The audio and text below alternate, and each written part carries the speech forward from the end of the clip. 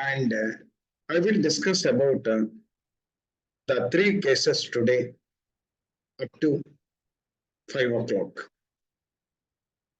And if at all anybody wants to contribute additional thing also, they can contribute. Once the case is over, I will put a halt. Then whatever discussions are there, I'm always inviting for the discussions. Now, today's three clauses, particularly three cases. Judicial Realty Private Limited and 90 Properties Limited Company appeal. NCLT judgment, that is 2024 February. Moratorium under IBC, lifting the shield of the directors or promoters, that is the second one. Third one is Gloucester Cables Limited, Fourth Gloucester Industries Limited, NCLT Delhi, that is also 25th January 2024. After that, whatever the questions and answers or questions are there, you please raise and we will discuss accordingly. The first one is financial debt. Particularly IBC is running the show on the financial debt, operational debt. Our financial data, particularly the banks are giving loans. The public is also extending some loans by way of debentures or bonds or fixed deposit, whatever it is there. Some of the financial debt carries interest, but some of the financial debt are without interest also. And a lot of judicial pronouncements are also there. Even without interest also, we have to consider this as a financial debt. So a lot of judicial pronouncements are there on financial debt. And while verifying the claims, whether it is a financial debt or operational debt, that classification is very, very important. If at all it is not properly classified, a financial debt classified as an operational debt, then a lot of time waste and a lot of problems will also to be invited. So once or twice before classifying that whatever the claims are there, whether the claims comes under financial or operational, we have to think twice or thrice. Then only proper classification is required. If a proper classification is not there, later on, it is not only a time-consuming process, but also costly. Some of the claimants, they will approach the judiciary authority because on account of wrong claims classification. And some of the people, they are disallowing also. Even the genuine claims are there, they are disallowing. And once they approach the claimant is approached the judicial authority, then automatically it is also a problem. And a delay the CARP to be completed as per the time schedules. And that's why a lot of knowledge is required, lot of thinking process is required, a lot of homework is required before finalization of the segregation of the claims into financial data or operational criteria or financial criteria like this. Based on this only, one case study was there. That is the first case study. Before going into the case study, first I will discuss at length about the financial debt. After that, we will go into the particular case study. Financial debt has an inclusive definition. Inclusive definition. Because here it is not an exclusive. Inclusive. Only certain items are not clearly mentioned because some of the items are to be classified based on the type of the transaction and what is the agreement. All these things are to be taken into consideration. Simply, we should not classify the financial debt into operation or operation into financial like that. Inclusive definition that is given under section 5 subsection 8 of the IBC, which defines it debt along with interest. Debt along with the interest. If any, which is dismissed against the consideration for the time value of the money. So IBC, the preamble also takes the time value of the money. Today, 1 rupee is not equivalent to tomorrow 1 rupee. On account of a time value, on account of inflation factors, the value of the money will decrease. To compensate the value of the money, interest is one factor. Interest is one factor. That's why in kids economics also, the interest rate is nothing but inflation rate. If you go into the details about the interest, the Keynesian economics clearly state the interest rate is nothing but inflation rate. That is to be compensated. Today, the banks are giving a rate of interest on fixed deposit 6% for 1 year. Example. But the inflation rate is in the country is let us example 5%. The real rate of interest the bank is paying only 1 rupee, 1%, not 6%. The real rate of interest. Even some cases, if they are paying, particularly on savings bank, 2.70, and the inflation rate is 5, bank is recovering from you 2.3%. So here, the time value, I'm talking about the time value. Some of the organizations, and they are not compensating the time value of the money. So today, 100 rupees after 1 year, it may be 90 rupees on account of inflation factor. So the financial debt is an inclusive definition given under section 5 subsection 8 of the IBC, which defines the debt along with interest. Earlier, some judicial pronouncement is there. One bill of exchange, the supply of stocks by the operational creditor to the corporate data. He is supplied the stocks. But for supply of the stocks, normally in trade practices, the business or trade practices, the supplier will prepare the bill of exchange. The buyer, that is corporate data, will accept the bill of exchange. That is called a trade instrument. This bill of exchange is recognized under Negotiable Instrument Act 1881. But if the bill of exchange carries rate of interest, then that is not to be treated as an operational creditor. It is to be classified as a financial creditor. Even though he is supplying the stock and the stock on that particular amount, he is also mentioned the rate of interest. Then in one judicial pronouncement, they clearly, the adjudicating authority given the direction. This is not to be treated as a operational creditor. This is to be classified as a financial creditor. Why? Because the time value of the money, the interest rate is also included in this particular transaction along with the consideration. That's why once or twice, we have to verify the transaction thoroughly.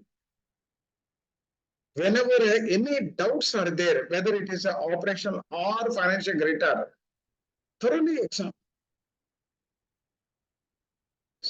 Further, section 5, subsection 7 of the IBC, financial creditor as in a person, any person, to whom a financial debt is owed, and it includes person to whom the debt has been legally assigned or transferred to.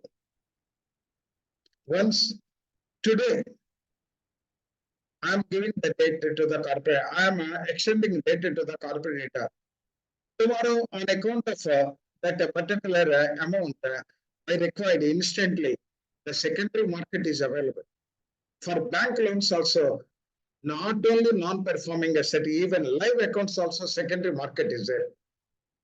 Suppose I have given one loan. that loan, after that, I don't want to, that type of loans, I don't want to include my balance sheet. Immediately, I can sell that loan to others also.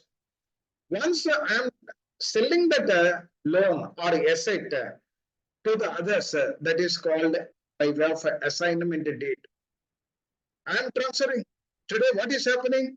Under Surface Act, Securitization Act, the banks are selling their assets at a discount price to the asset reconstruction companies. The asset reconstruction companies are ready to purchase the bank loans with a high discount. We are talking about haircut, that cut, this cut. But even banks, 100 rupees loan, the asset reconstruction, they are ready to purchase only 40% based on the availability of the stock, the type of debt, and they will verify, and accordingly they will give 40. The banks are sacrificing for 60%. If the 100 rupees loan is there, they are purchasing for 40 means banks are sacrificing 60. Today, the assignment and the transfer of loans are more. That is there in the Securitization Act also. Since the definition of financial debt is a non-exhaustive, the judicial has a power to interpret. If at all it is an exhaustive one, then in that particular table, if at all it is a fit, then they will accept, otherwise they will reject. Today it is not an exhaustive one. They simply touch the definition and they leave it like that. Since the definition of the financial data non-exhaustive, the judiciary has the power to interpret. They will interpret in a different manner based on the type of the loan, case by case. What can or cannot be considered as a financial debt? That's right. On financial data, number of case studies or number of judicial pronouns on day-to-day basis, it is coming. Several rulings have been passed by the Supreme Court and the tribunals in respect of what constitute the financial data under IBC. If you see, number of cases are there on the financial data only. If at all the IP is properly classified, then this situation will not arise. Or some ambiguity may be there. Ambiguity there over a period of time, because on account of evolving of the IBC, this type of issues are inevitable. By the recent noteworthy judgment, that is, Apex Court has held interest-free loans would fall under the definition of IBC. One side we are talking about a time value of the money, but interest-free loans not covered under the time value of the money. But that is also if to be treated as a financial debt. Even interest-free loans also ought to be covered under financial debt. If you see the apex court, some cases, even though the interest is not there in the agreement of the loan agreement or whatever the agreement is, no interest, but still it is to be treated as a financial debt, not the operational debt. Here another significant ruling. Supreme Court of India, Honorable Supreme Court, ruled that a debt to become financial data for Part 2 of the code, the basic elements that are ought to be dispersal against the consideration for a time value of the money. One side, the Honorable Supreme Court told that interest-free loans are to be considered as a financial debt. And second side, they are referring to Part 2 of the code, the financial data, they clearly mentioned ought to be dispersed against the consideration of time value of the money. Both sides. So they are interpreting based on the case by case. If at all it is an exhaustive list, this situation is not arise. If at all it is a non-exhaustive list, then definitely the treatment, different treatment. different cases based on the facts of the case. They will treat whether it is an operation or financial credit like that. Hence, it is crucial to understand the meaning of the time value of the money. To understand the explanation of the financial debt, that's why quotes are viewing a different views. Sometimes it is a financial credit, sometimes it is not a financial debt, or sometimes they are considered the time value, sometimes they are not considered the time value, and the interest-free loans are also to be interest-free funds given to the unit is also to be construed as the financial debt. Particularly, what is the time value? Black's Law Dictionary has defined the term time value. They define what is the time value. That's why I told about yesterday. Today, 1 rupee is not equivalent to tomorrow 1 rupee. For the time value only, the interest is to be charged. In the economics also, the interest is nothing but the inflation rate. What is the prevailing rate that is there in the country? When the inflation is there, the banks are offering much more than that 1% or 2%. So the Black's Law Dictionary has defined the term value, time value, as a price associated with the length of the time. That's why the banks, whenever they are giving a loan, the monthly compound or quarterly compound or half-yearly compound or yearly compound rate of interest, it will differ from loan to loan. Particularly agriculture-related loans or half-yearly compound. Non-agriculture, monthly compound. So that's why the time value, the length of the time, and the investor must wait until the investment matures related to the. Today, banks, while mobilizing the deposits, also they are giving a quarterly compound rate of interest. After 3 months, they will add the interest to the principal, and on that particular amount only, they will give the interest for the next 3 months. Like that, up to the maturity period. Interest-free loans to finance corporate data business operation within the financial debt. One side we are talking about time value, second side interest-free loans are also to be treated or to be construed as a financial debt. And ambit highlighting that the definition of financial debt under section 5 subsection 8 of IBC does not expressly exclude the interest-free loan. They are not excluded. Once excluded, the situation will not arise. So Supreme Court ruled that the financial debt would have been construed including interest-free loans, advanced to the finance business operations of the corporate body. Once it is excluded, that the clause is there, then no, we will not consider, we will not allow it as a financial debt. Once they have not mentioned, even interest-free loans are also to be treated as the financial debt. Supreme Court ruled that financial debt would have to be construed to include the interest-free loans advanced to the finance business operations of a corporate debtor. So that's why we have to be careful while admitting the claims and the segregation of claims, whether it is a class of creditor or financial creditor or operational creditor, perfectly we have to classify. Then people are particularly claimants are approaching to the various judicial authorities for rectification. If at all the financial debt is classified as an operation, then the COC, whatever the formation of COC, it is not wrong. It is not correct. It is wrong. Had this particular person is there in COC, the decisions may be altered also. The thinking process and all these things, because he is also having the voting right.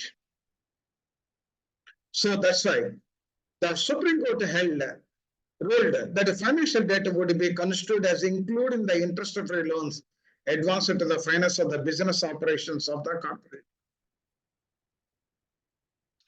Accordingly, Supreme Court set aside the NCLAT order dismissing the insolvency application under Section 7 IBC filed by the assignee of the original lender to the corporate debtor, non-payment of the loan was interest.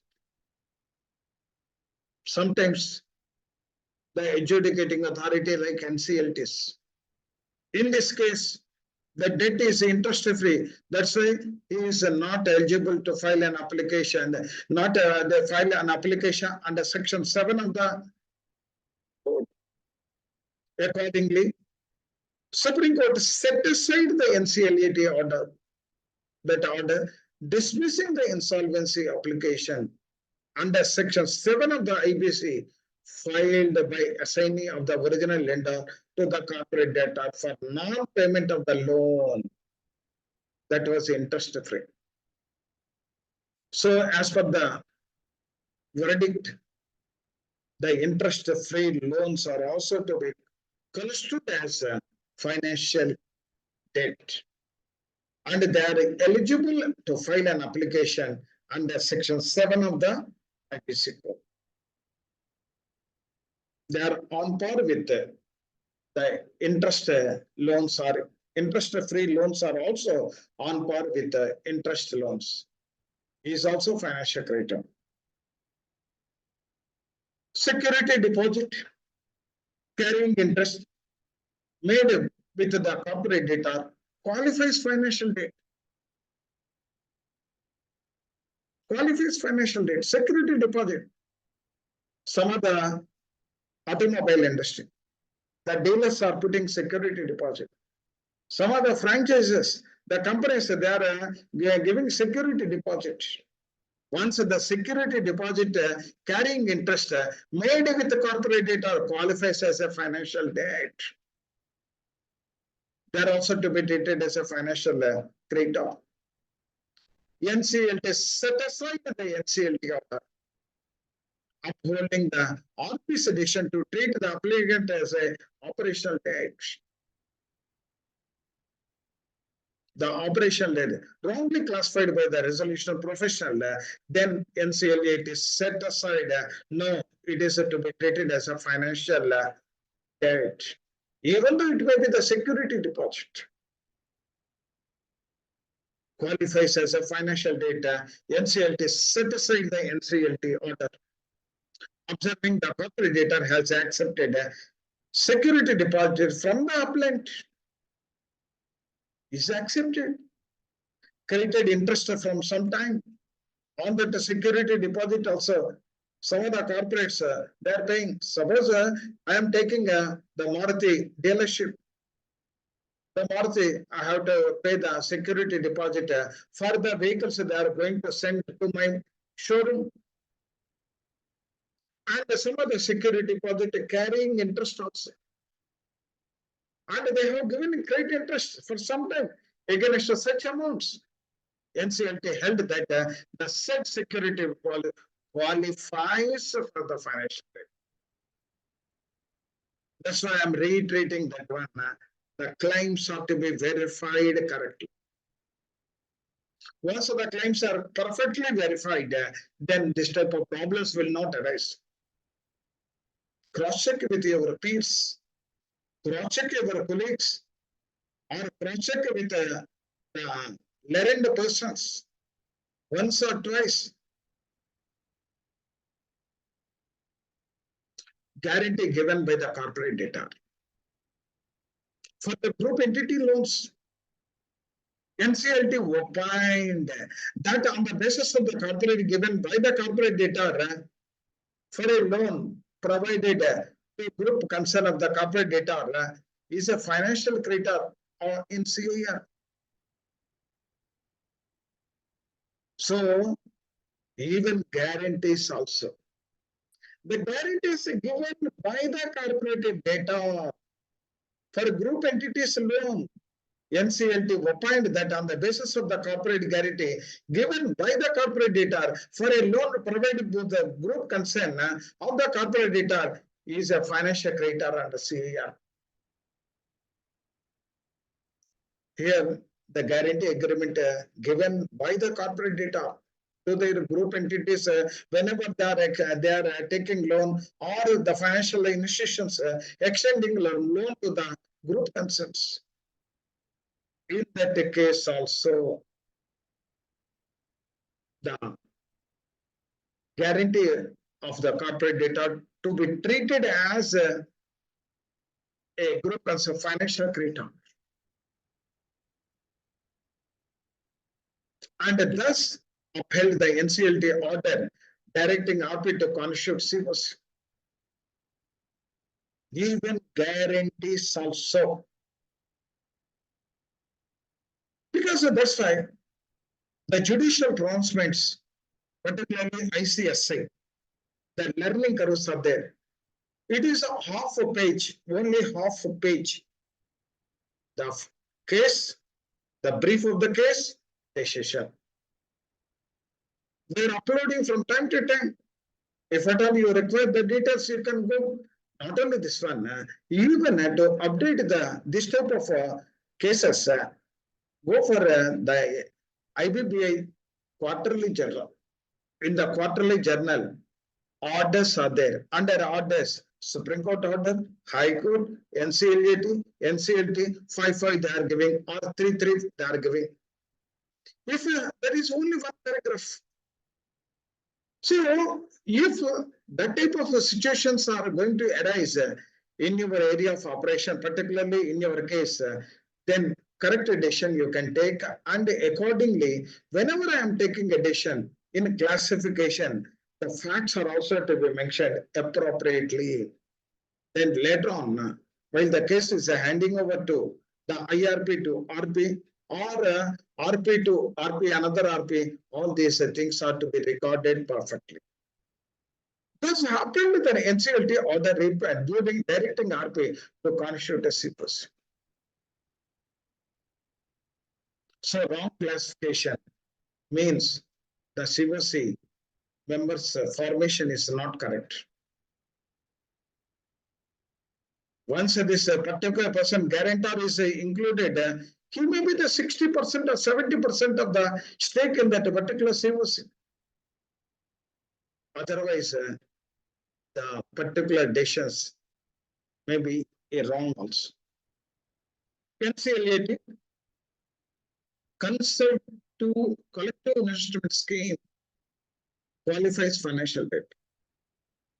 Direct NCLT to admit insolvency application, observing that the essence of any debt to be mentioned financial debt is the time value. Borrowing money is a monetary transaction. Collective investment scheme. Some of the companies they are floating. Even mutual funds companies. It is a collective investment schemes. NCLT set aside NCLT order dismissing the investors Section 7 application on finding that the corporate debtor had committed to pay investors return on investment for the time value of the money based on the amount of investment made, and held the appellant qualifies as a financial credit. Even collective investment schemes also, if at all that is floated by the companies, then that is to be treated as a financial creditor, not other than financial creditor. So if you go through the number of judicial pronouncements, particularly on the financial data, number is there.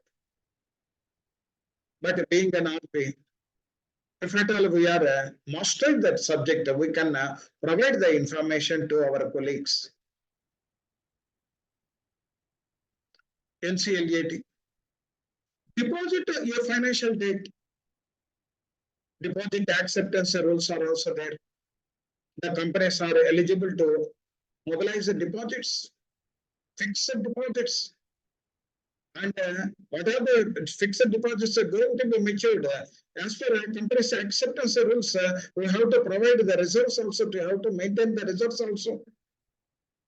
deposit a financial debt, spacious NCLT order rejecting insolvency petition, NCLT set aside NCLT order rejecting the appellant's Section 7 application for initiation of CIRP against the corporate data. Even deposit fixed deposits, it is also a financial credit. Instead of borrowing from the financial institution, they are borrowing from the particular banks, financial. Even bonds, debentures, class of creditors. That is also a financial debt. Instead of borrowing the amount from the bank, they are borrowing the amount from the public, and the amount may be small. So the deposit, a financial debt, crashes NCLT, ordering rejecting the insolvency petition. NCLT set aside the NCLT order, rejecting the appellant's Section 7 application for initiation of CIRP against the corporate debtor. On finding the appellants come within the definition of the financial credit. The deposit is a financial data as defined by IBC. So that's why number of judicial pronouncements are there only on financial data. What is the financial data? Simply loan given by the bank is not only the financial creditor, others are also there. Interest-free loans are there, or advance payments are also there, deposits are also there. Earlier, observed that the corporate debtor has accepted certain amount of appellant and credited interest also in a consistent manner against such amounts of deposits. Bearing in mind the payment of interest on amount borrowed by the corporate is nothing but a consideration of time value. There is a lot of value and identification or recognition of a time value is there. Even the time value not there, even interest-free loans are also to be construed as a financial debt. Now, before going into that particular subject, I wish to discuss about the financial data and how this, in this case, the financial debt is construed as other than financial data. For that sake only, I have given the brief about the particular what is meant by financial debt, what are the various types of the financial data. Normally, that is, it is not an inclusive, it is an exclusive. Not a detailed list is not available. That's why from time to time, the judicial, the adjudicating authority, based on the particular case, they are giving the verdict or judgments. Sir, any doubts up to this particular point of time, sir? Any discussion to be required? Sir, madam.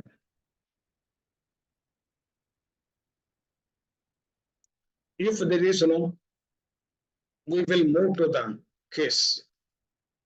NCLT judgment in this particular Joshua Reality Private Limited and 90 Properties Private Limited company appeal so NCLT judgment so February 2nd, 2024. Joshua Reality. The present appeal is filed by Messrs. Joshua Reality Private Limited. Hereinafter is appellant. Under Section 61 of the IBC against 90 Property Private Limited. Hereinafter responded. The appellant is Joshua Reality Private Limited, and the respondent is 90 Properties Private Limited. after being aggrieved by disputed order dated 3/3/23 passed by the adjudicating authority. Passed by the adjudicating authority. Now,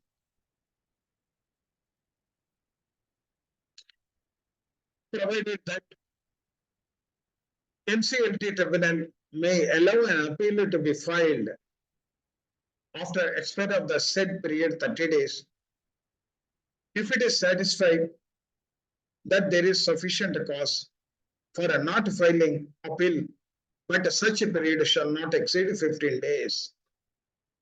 Whenever anybody is going for appeal from NCL to NCL, 15 days, that gestation period is also there, subject to sufficient cause, provided that an NCLAT tribunal may allow an appeal to be filed after expiry of the said period 30 days. If satisfied there is sufficient cause for not filing the appeal, but such a period shall not 15 days, exceed 15 days. Now, we will discuss about the case. In December 2014, Shri Sabir Nirbhan, director, shareholder, and promoter respond offered 100% of its shares along with all assets and liabilities to the appellant.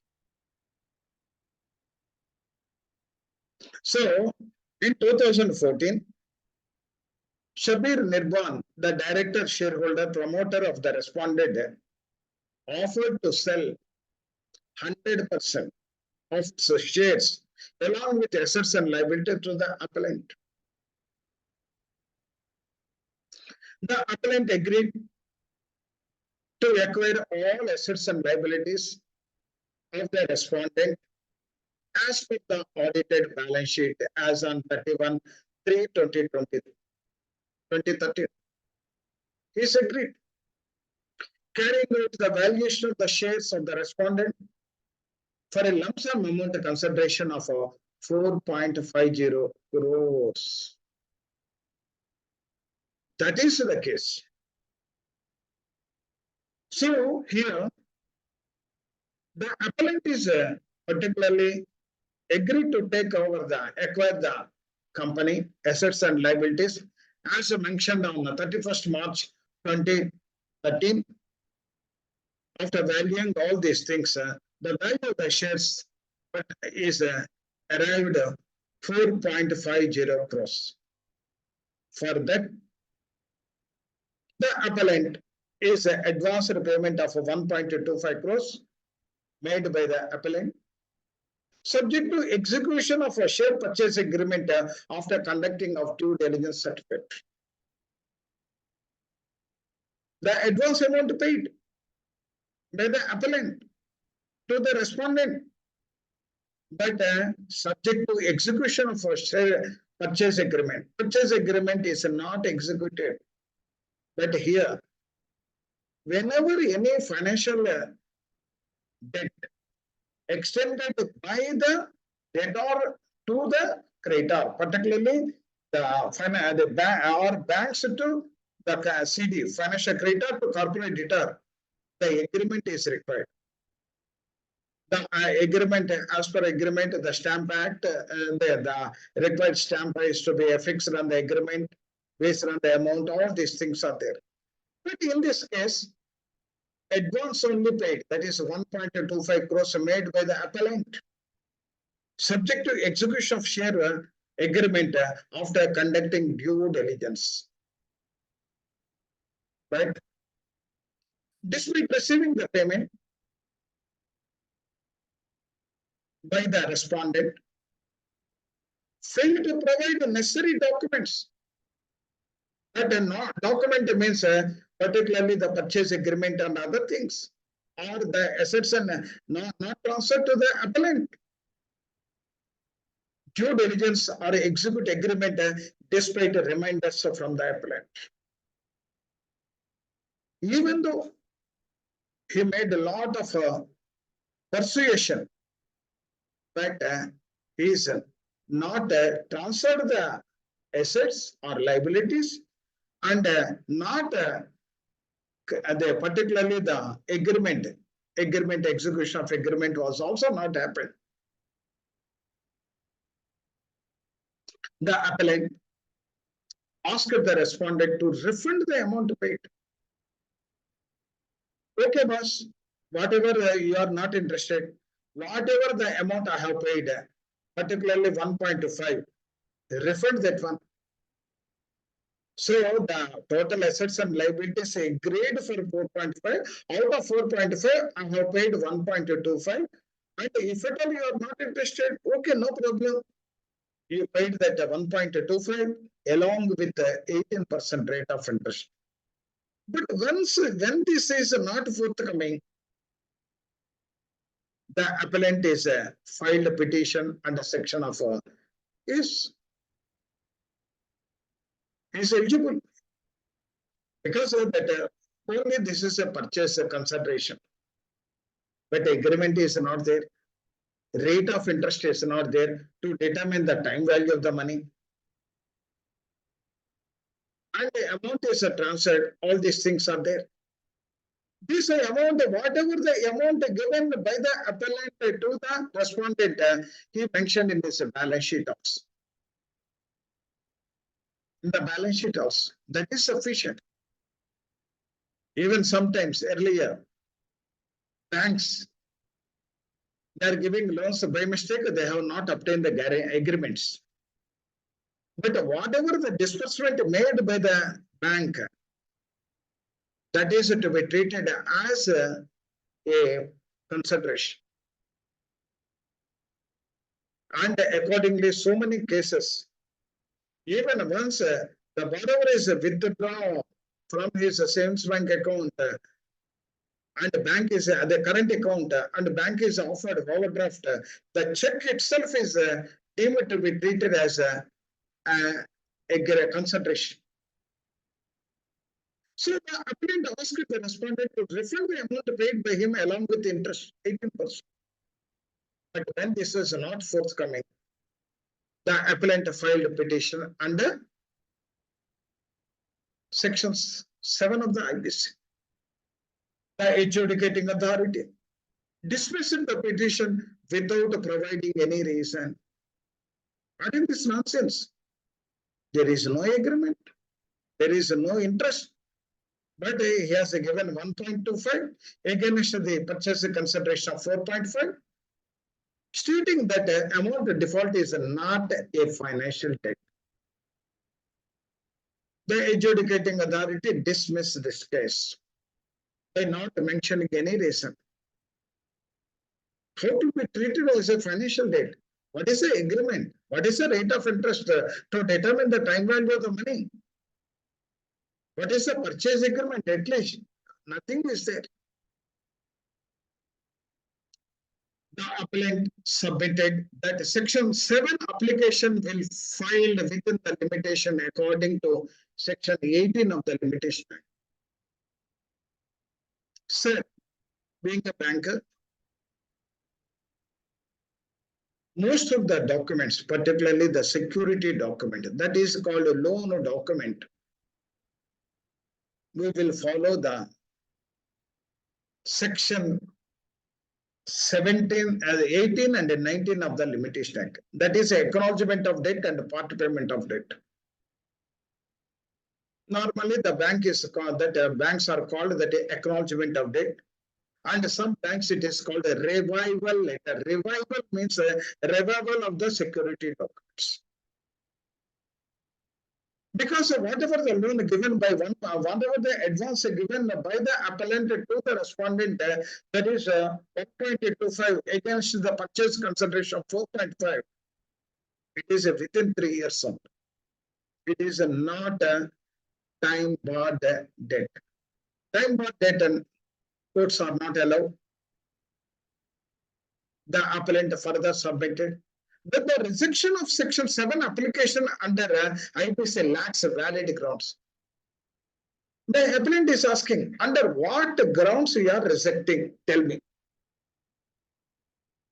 Okay, agreement is not there, correct.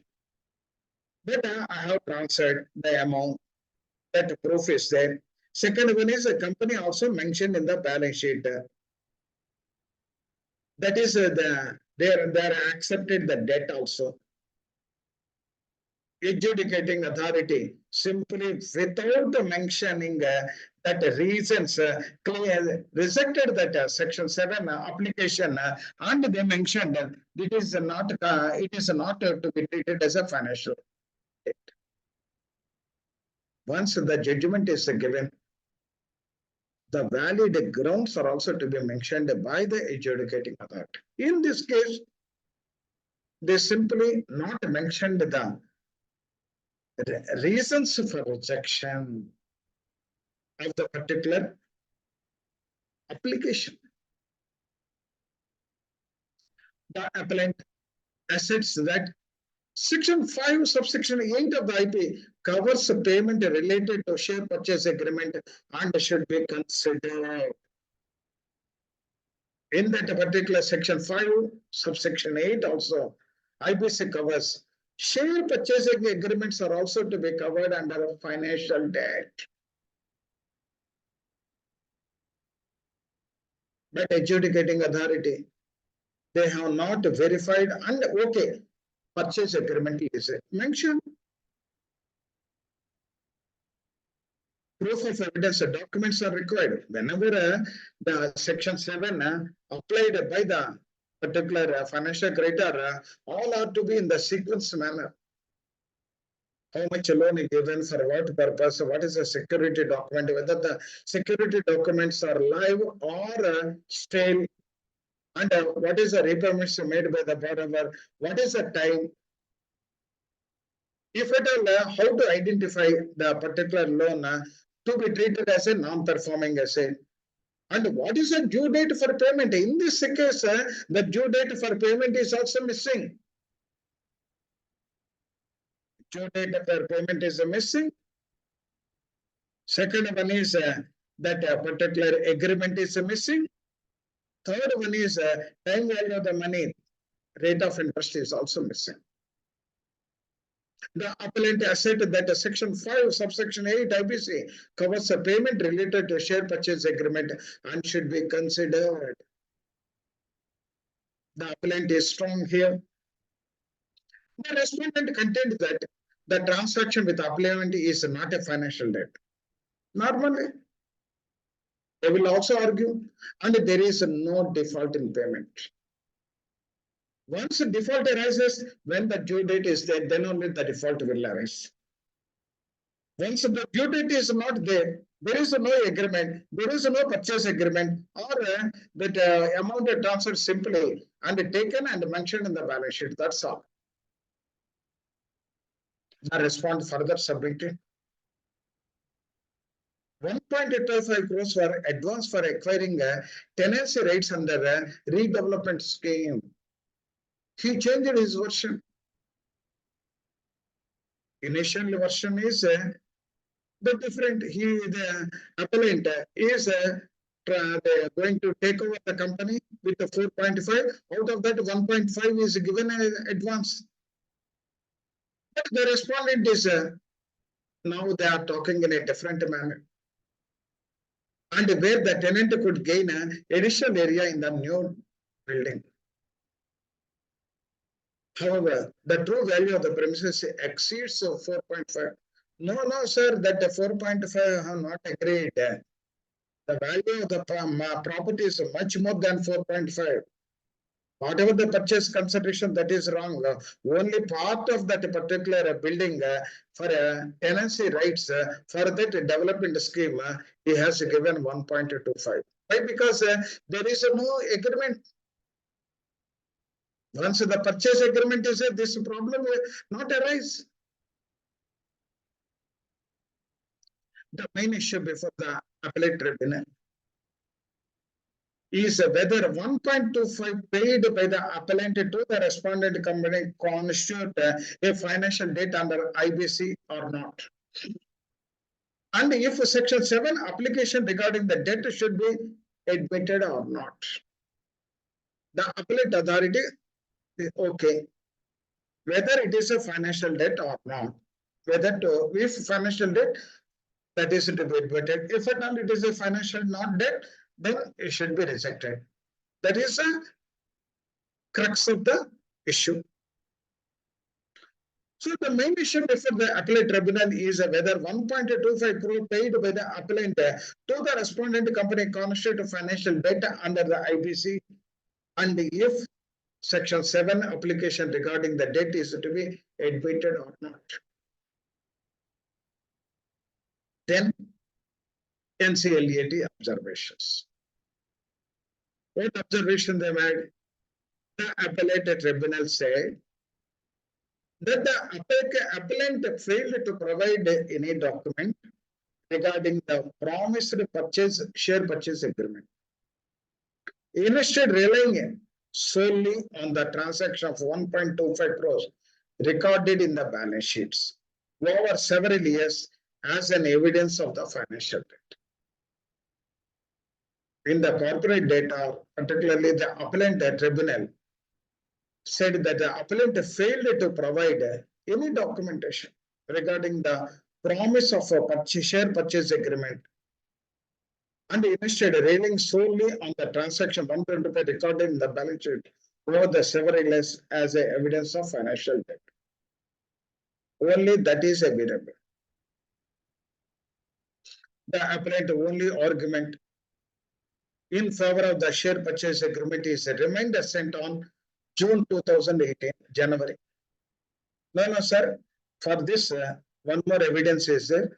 That evidence is January 2018, the share purchase agreement took 4 years after the alleged promise in 2014, which does not constitutionally prove an oral agreement made in 2013 or 2014. For that, oral I told, oral there is no not to be treated as a evidence. See NCLT observations. Additionally, no section 715 no section 7 petition or supporting documents are submitted to demonstrate the existence of the share purchase agreement or borrowing evidence. So whenever section 7 application filed by the financial creditor on the corporate data, the evidences are also to be enclosed.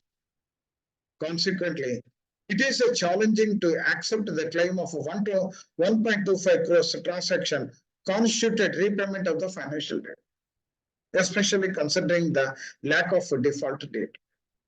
Default date is not there, agreement is not there, interest is not there, only amount is given, and this is mentioned in the balance sheet. That's all, as a financial debt. The transaction of 1.25 crores appropriately to the purchase of the property situated in a Teen-Batti, Walkeshwar Road, Mumbai, with a development potential valued 15 crores. Now that is amounted to 15 crores. That's why the respondent is not interested to transfer the assets to him. Consequently, appellant claim the total consideration 4 appears to be untenable, because initially they agreed for 4.5, but that purchase of property value also they have taken into consideration the present value and the value of the property is 15 crores, and whatever the appellant, particularly the appellant, is telling that 4.5 is not correct. 15 crores worth of property, now he is telling 4.5, appears untenable. As this amount would not be adequate acquiring for such valuable property. For 15 crores worth of property, 1.525 is not adequate, or 4.5, that is a purchase consideration, is not adequate. Moreover, transaction indeed occurred in December 2014.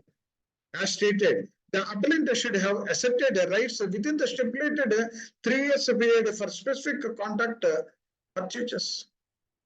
whether pursuing the recourse through insolvency and does not appear to the correct legal course of action.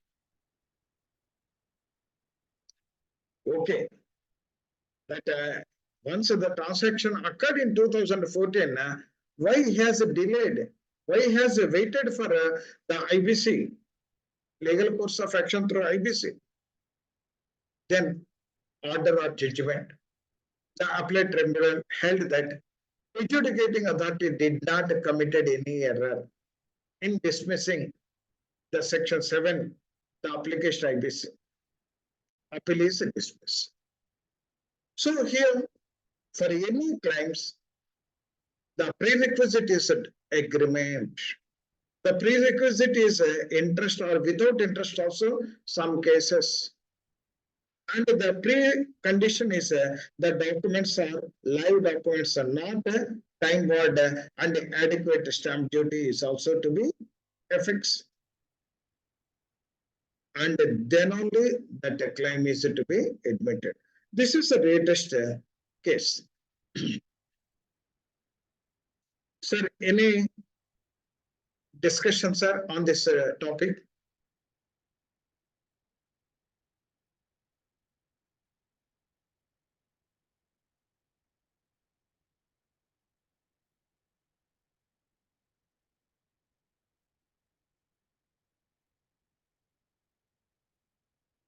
Sir. Sir. Am I audible, sir?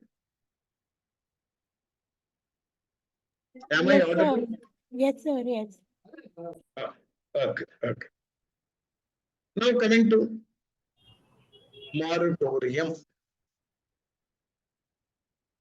under IBC. Moratorium under IBC. What is the moratorium? Everybody knows about the moratorium.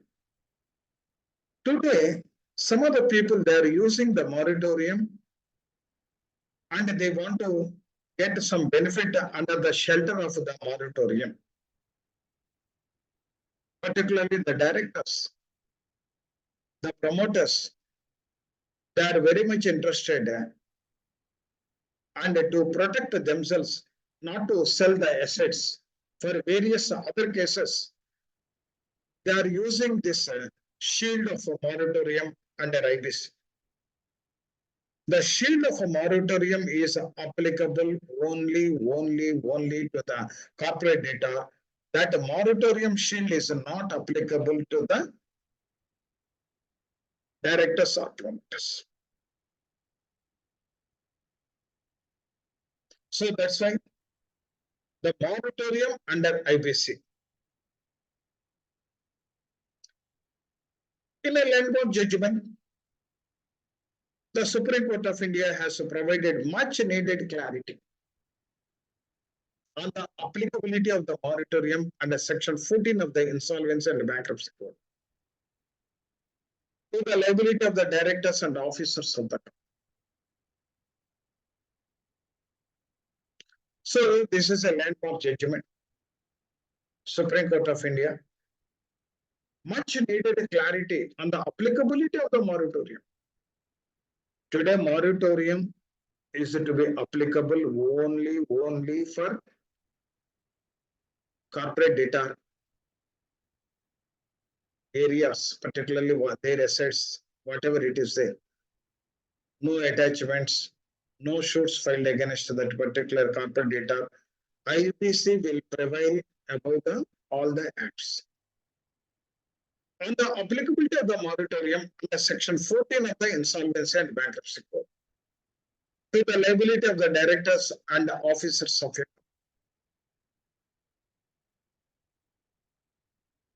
And whether this is applicable to, this moratorium is applicable to directors and officers of the company or not. The case of Unsold Crown Heights Flat Buyers Association versus Unsold versus Messrs. Unsold Crown Infra Build Private Limited. sheds light on the legal position regarding the continuation liability during the operation of the moratorium under IBC. This is a landmark judgment. Some of the promoters, some of the directors, they wish to get the shield of a moratorium. Moratorium is applicable only for the company, not for the directors or promoters. So this was clearly defined in the judicial pronouncement, that is Supreme Court, in the case of Unsold Grove Heights Flat Buyers Association versus Unsold versus Messrs. Unsold Crown Infra Build Private Limited. Sheds light on the legal position regarding the continuation liability during the operation of a moratorium under IBC. Background. In the case of originated from complaint filed by home buyers before National Consumer Dispute Redressal Commission. Today, what is happening in the particular real estate sector? Some of the builders, they are taking the money from the home buyers and they are a diversion of funds to other activities, and they are not constructed, and a lot of problems are facing by the home buyers. If you take the Akriti Builders Private Limited, that is Madhya Pradesh, number of home buyers after 10 or 15 years they got the judgment. So 10 years after a long battle of the legal battle, they got a favorable judgment. So such a type of Akriti type home buyers are there across the country. The case originated from complaint filed by home buyers before National Consumer Dispute Redressal Commission. The NCDRC issued order directing a real estate developer company to complete the project and hand over the allotted flats, apartment to members of the buyers association within the specified time. Today, consumer firms are also active. And RERA, Real Estate Regulatory Authority, they are also active. And the specific time, they don't like this. Simultaneously, the same developer company was facing insolvency.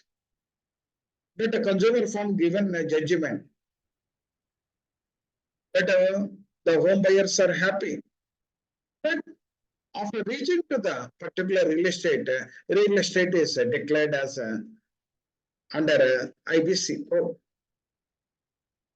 how they will get again that 180 or the 270 or 330 days, so that is to be continued. And was facing insolvency under Section 9 of the IBC with the National Company Law Tribunal admitting the insolvency. Some operational criteria they filed against the particular company, and the NCLT admitted that particular case.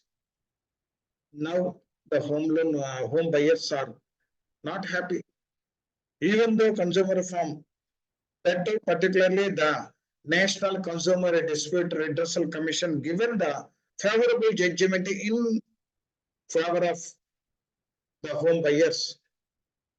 But here what was happened is they have not ready to pay. Why? Because now it is under IBC code, IBC process, CARP process issues. The central issue revolved around whether NCDRC's decree could be executed against a company and individual directors. Whatever the decree given by NCDRC's, the moratorium is applicable to company. But the same moratorium not to be extended to the directors, individual directors. Whatever the personal assets are there, that is to be sell off. Then automatically some amount will get by the home buyers. During the moratorium period imposed under Section 14 of the IBC, findings and rationale. The appellants argued that IBC does not prohibited or bar proceeding against directors and officers. Sir, we should not extend this facility to the director and officers. Okay.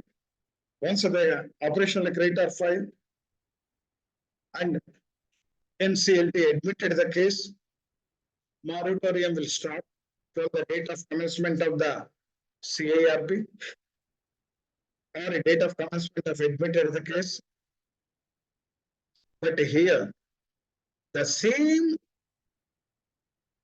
moratorium shield not to be extended to the directors officers. Undergoing moratorium, citing second provision to the subsection A1 of section 32A of IBC and the instance set in the case of P. Mohan Raj and Shah Brothers Ispat Private Limited. They mentioned clearly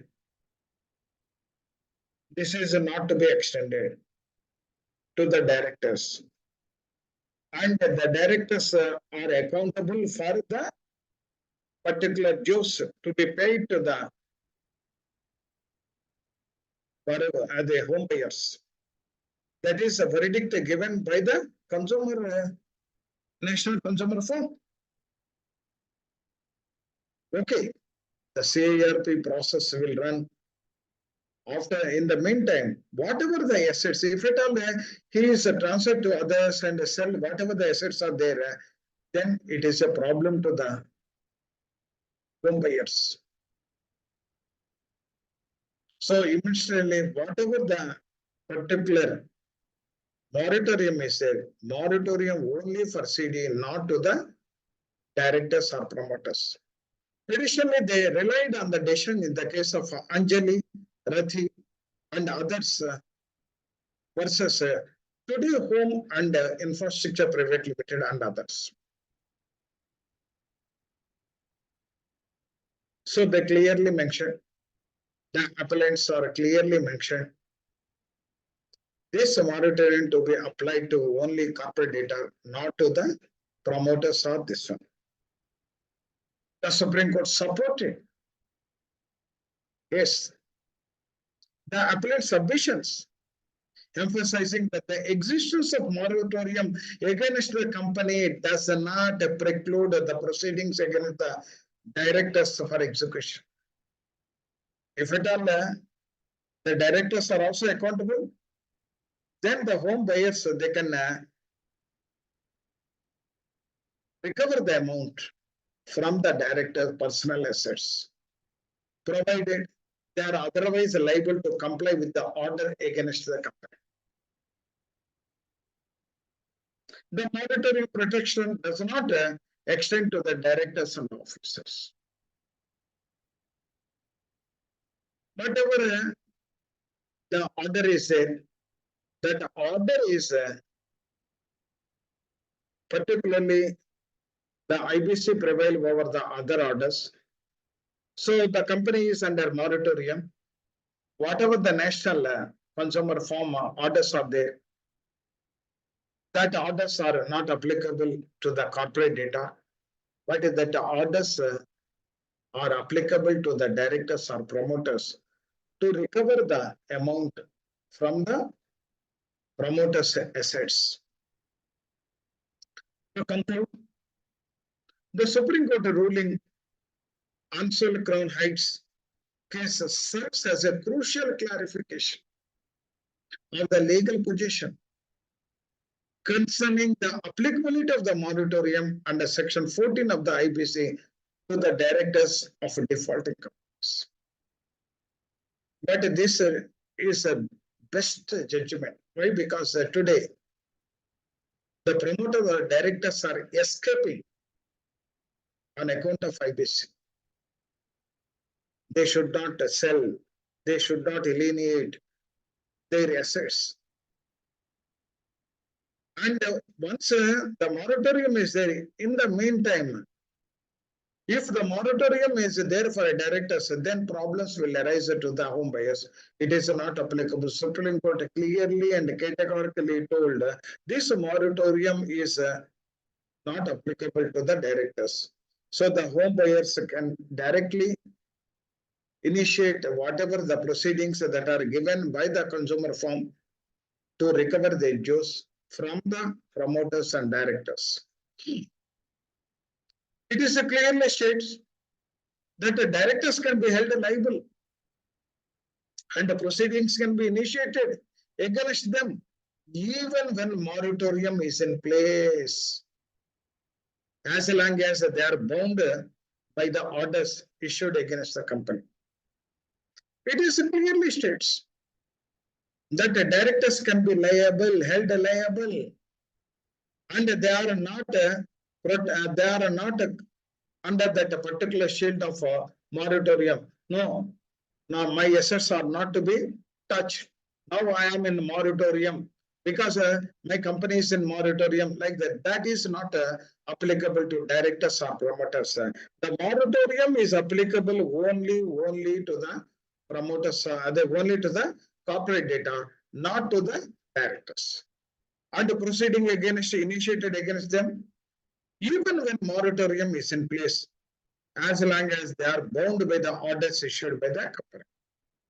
This decision significant implication for insolvency and the consumer protection laws in India, providing clarity and strengthen the rights, particularly the rights of the aggrieved parties. This decision has a significant implication. Insolvency and the consumer protection laws in India. Once the order is given by the consumer protection, the consumer firm, that is a national consumer firm, how to implement? If at all moratorium extended to the directors and officers of the company or promoters of the company, providing clarity and strengthen the rights and aggrieved parties. Now, I will discuss about the case of moratorium under IBC, lifting the shield of for directors and promoters. So, moratorium, once that is given, it is applicable to only the company, not the promoters and directors of the company. Not the promoters and directors of the company. The Supreme Court judgment in Ansal Heights flat buyers, detailed judgment and a lot of discussions will happen in this. So the Supreme Court judgment is Ansal Crown Heights Flat Buyers Association versus Messrs. Ansal Crown Infra Private Limited. Sent waves to the corporate landscape, raising crucial questions about the scope of protection offered to the moratorium provision under the IBC code. IBC code moratorium is applicable only to the corporate debtor, not to the promoter and directors. While the moratorium shields the corporate debtor from legal proceeding during CARP, the court has clarified that this shield does not extend to the directors. This is a good decision. And they can, even any debtors are there, they can go to the company, they can approach the courts and get the stay orders and sell the properties of the promoter or director for the dues they have to pay to the others. So that's why this is a good judgment. So once NCLT has admitted the CARP moratorium is applicable only to the corporate data, not to the directors or promoters for their assets. Key questions arise. Clarity on protected entities. Does the judgment offer definitive guidance on which individuals associated with the corporate data fall outside the moratorium ambit? Yes, definitive guidance. On which individuals associated with the corporate data falls outside the moratorium ambit. Moratorium is applicable to CD, not to others. Does it encompass only directors and or it can be broadened to include other guarantors and related interests also? Once this case is given, the judgment is given, some doubts, some questions or arise.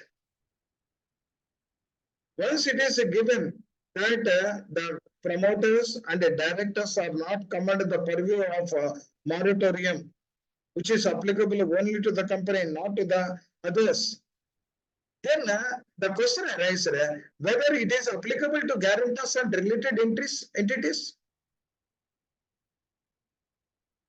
Then how will you judge effect on ongoing legal actions against directors initiated prior to moratorium?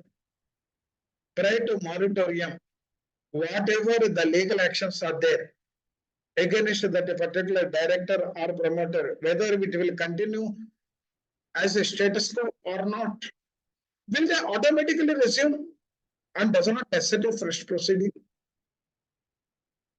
So some doubts are arise. On account of the judgment, some doubts are arise. What are the doubts? Whether it is applicable to guarantors and other entities also or not.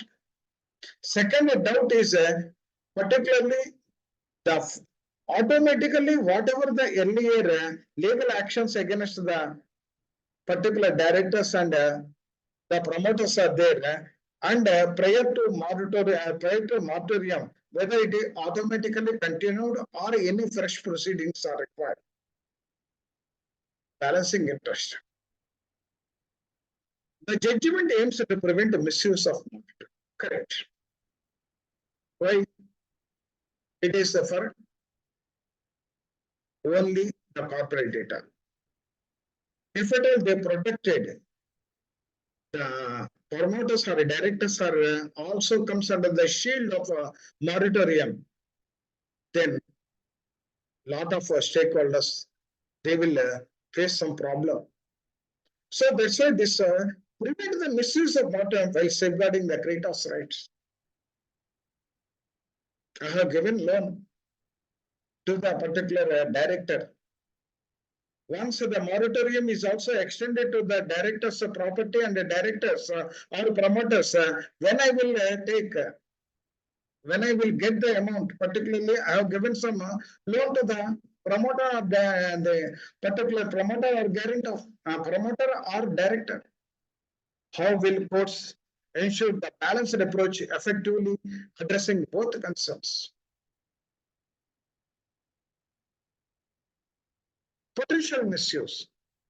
Could this ruling incentivize creditors to target directors and promote to exercise the pressure during CERP, potential hindering intended the object of revival? Once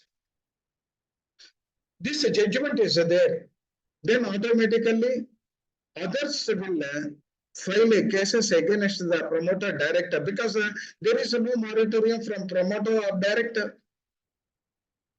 And thereby, the revival is a question mark. If at all it is an MSME, if at all he wants to take over the company, then all these things will be create a problem to the promoter or directors. Could this ruling incentivize creditors to target directors? Because I have given loan or others will have given funds to the promoters personally, not to the company. If at all company is there, they will file. But if at all I have given funding to the promoter under individual capacity, then all these things will be a problem. Put this ruling incentivizes a creditor to target directors or promoters to exercise pressure on during the CIRP. Once the promoter is facing or a director is facing CIRP and other cases are there on the promoter's individual capacity, then automatically lot of suffocation will happen to the promoters or directors.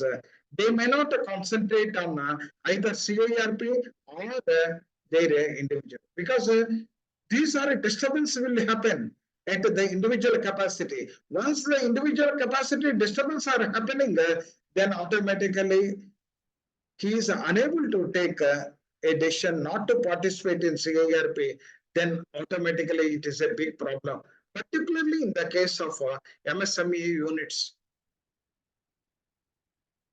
Legislative intervention. Should the legislature consider amending the IBC to explicitly address the scope of moratorium in relation to directors and promoters, providing greater clarity and predictability? For this, some amendment in IBC is also required. Addressing the scope of moratorium, whether the scope of moratorium is applicable for company, the corporate debtor, or the promoters and directors also, providing greater clarity and predictability. That is required. Otherwise, it creates a lot of problem. It creates a lot of problem.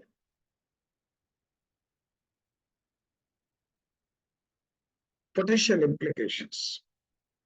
On account of the judgment, particularly the moratorium extend only to the corporate debtor, not to the directors and promoter.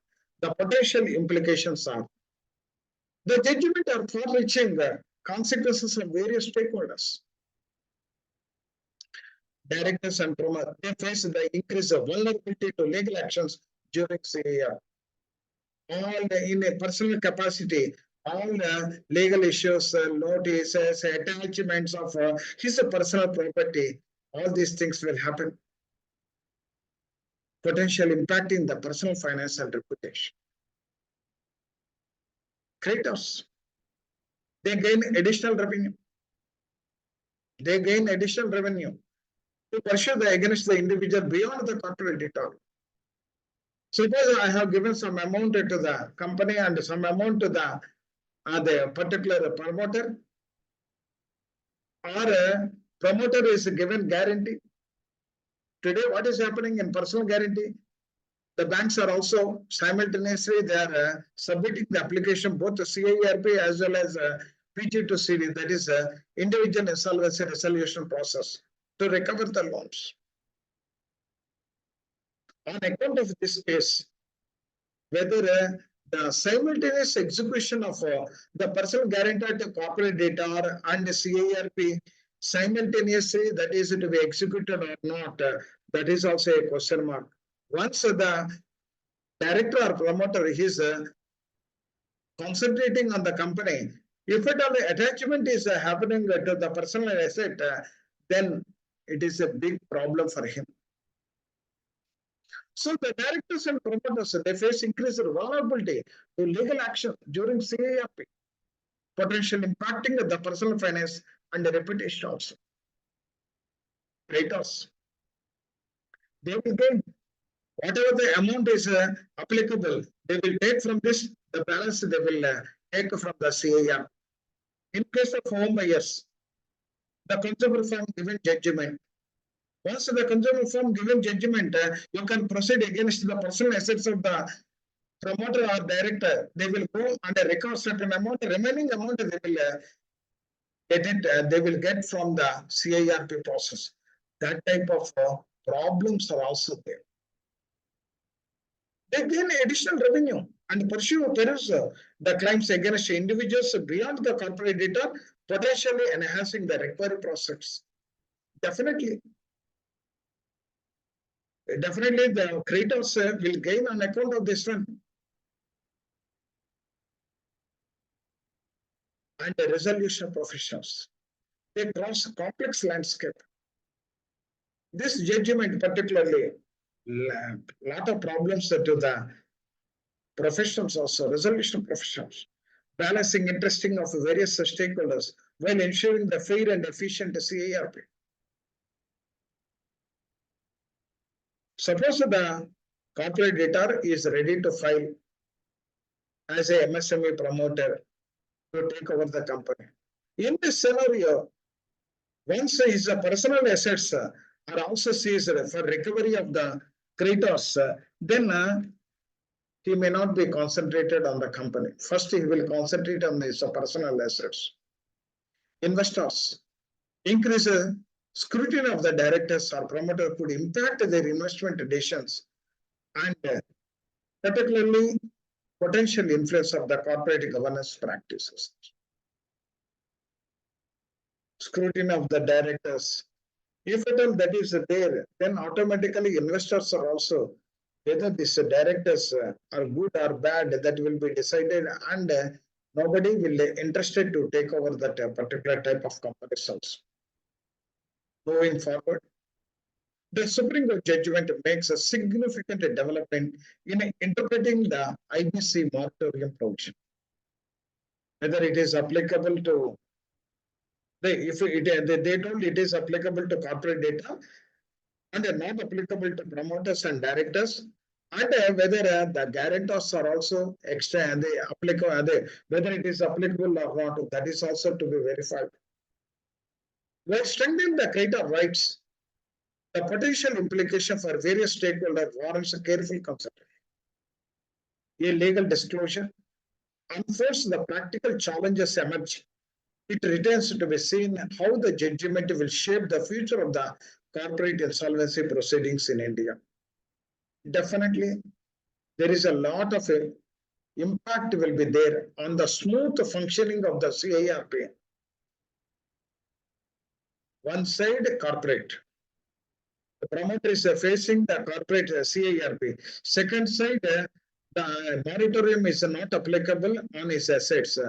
Then the other litigations will happen, and his mental agony will increase. Thereby, he is not having that particular, simply the financial creditors will sell the company to others under liquidation or other process.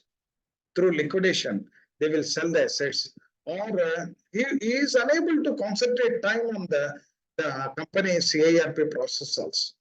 Even though he is not having the rights in the Siva meeting, still some problems will arise.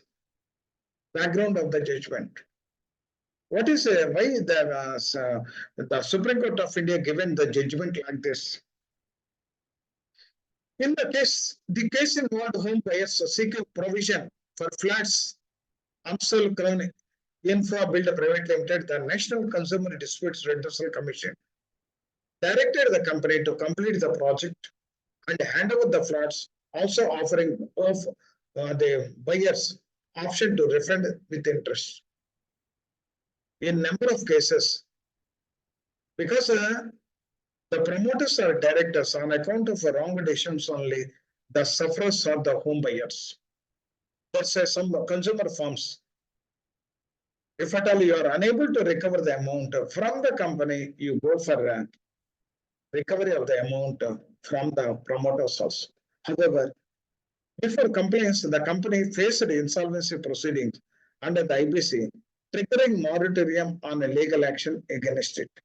Home buyers are challenged moratorium applicability to directors and promoters seeking execution of the NCDRC order against them. Supreme Court has given good judgment, but a lot of implications and intricacies are there. Intricacies and implications are there. And okay, the home buyers are benefited. First, they will recover the amount, whatever the assets of the particular directors or promoters are there, they will recover, and the remaining amount they can recover from the corporate debtor. This is a beneficial, undoubtedly, to the particular home buyers, but a lot of implications are there. Similar cases and precedents. This judgment built upon the previous cases, exploring the scope of IBC moratorium. In Mohan Raj and others, and Shah Brothers Ispat Private Limited, court had already clarified that the moratorium does not protect the personal guarantors from the enforcement actions. Not to protect it. However, Amsal Heights cases specifically address the liability of the directors and promoters, offering more targeted information interpretation. Key questions. The judgment is primarily focused on directors and promoters. But at the same time, they are doing the wrong practices. So that's why the company is defunct and diversion, and ultimately the sufferers are the home buyers. Its applicability to the other associated individuals like guarantors and related interests remain open for interpretation. In the Supreme Court judgment, they have targeted only the directors and promoters. They have not spelled out about the moratorium is applicable to guarantors and related entities or not, requiring further judicial pronouncements. Ongoing legal action against directors and promoters initiated before moratorium can likely resume based on the judgment. Whatever the ongoing earlier cases are there, that will continue. However, specific procedures, potential challenges in such case requires further clarification. So still unclarified, some issues are there. That is also to be come out through various judicial pronouncement. Balancing interest. The court aims to prevent misuse of moratorium. Some of the promoters or directors, they are misusing the not because of whatever the cases are there, whether it is a income tax or individual income tax, all these things, if at all moratorium extended to the particular director or promoter, they are safeguarded. That's why the court is, Supreme Court is mainly concentrating, they are misusing the moratorium while protecting the greater rights. And striking the balance will necessitate the careful navigation by courts, ensuring fair and effective CARP process. Fair and CARP process. Creators might now target directors and promoters to exert the pressure during the CARP process.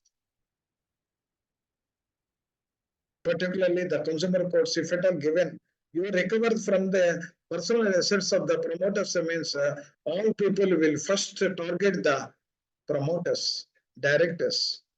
Their assets will be seized and they will sell and they will appropriate, and the remaining balance they will come to the CARP. This is particularly this is going to happen in infrastructure projects, hindering the object of reviving the company. Once that the process is going on, the CARP process will hinder because a lot of pressure is there on promoter. How he will concentrate? How he will submit the resolution plan if at all he is eligible as a MSME borrower? Mitigating such misuse requires nonsense approach. The legislature could consider the amendment of the IBC and explicitly address the moratorium scope, to what extent the moratorium is required for the promoters and directors, and providing greater clarity and predictability is also required. Then whatever the judgment is there, that judgment undoubtedly benefited by the creators, and the judgment undoubtedly creates some side effects on CARP process also. And the judgment clearly that it gives some inconvenience to the insolvency professionals also. Moving forward, This judgment significantly impacts directors, promoters, creators, resolution, and all people will be significantly impacted, will be there. While empowering the creators, potential implication as a careful consideration by all of the stakeholders. As a legal discourse unfolds, further analysis, dialogue, and potential legislative interventions are crucially for shaping the future corporate insolvency proceedings in India. So that's why this judgment gives some comfort to the home buyers, but discomfort to other stakeholders. Other stakeholders like particularly the CARP process will somewhat effect will be there, and the resolution professional may not concentrate the particular litigations against that particular promoters or directors. It interrupts the day-to-day functioning of the resolution profession. Even though we are talking about the moratorium period as a cooling period, the cooling period, and comfortably he can handle, then it is not possible. That's why for amendments are required in the IBC code on this aspect. So now we will take tea break for 10 minutes. After that, again, we will discuss about the third case. Is it okay, sir? Madam? Madam? Yes, sir. Yes, sir. Okay. Break for tea, 10 minutes.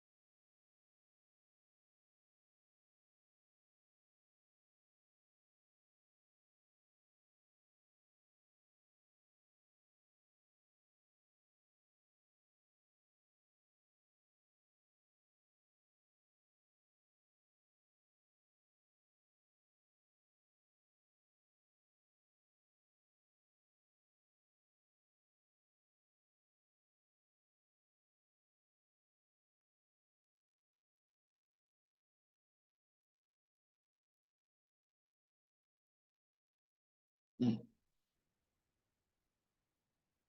Madam, I'm starting. Hello, madam, shall I continue?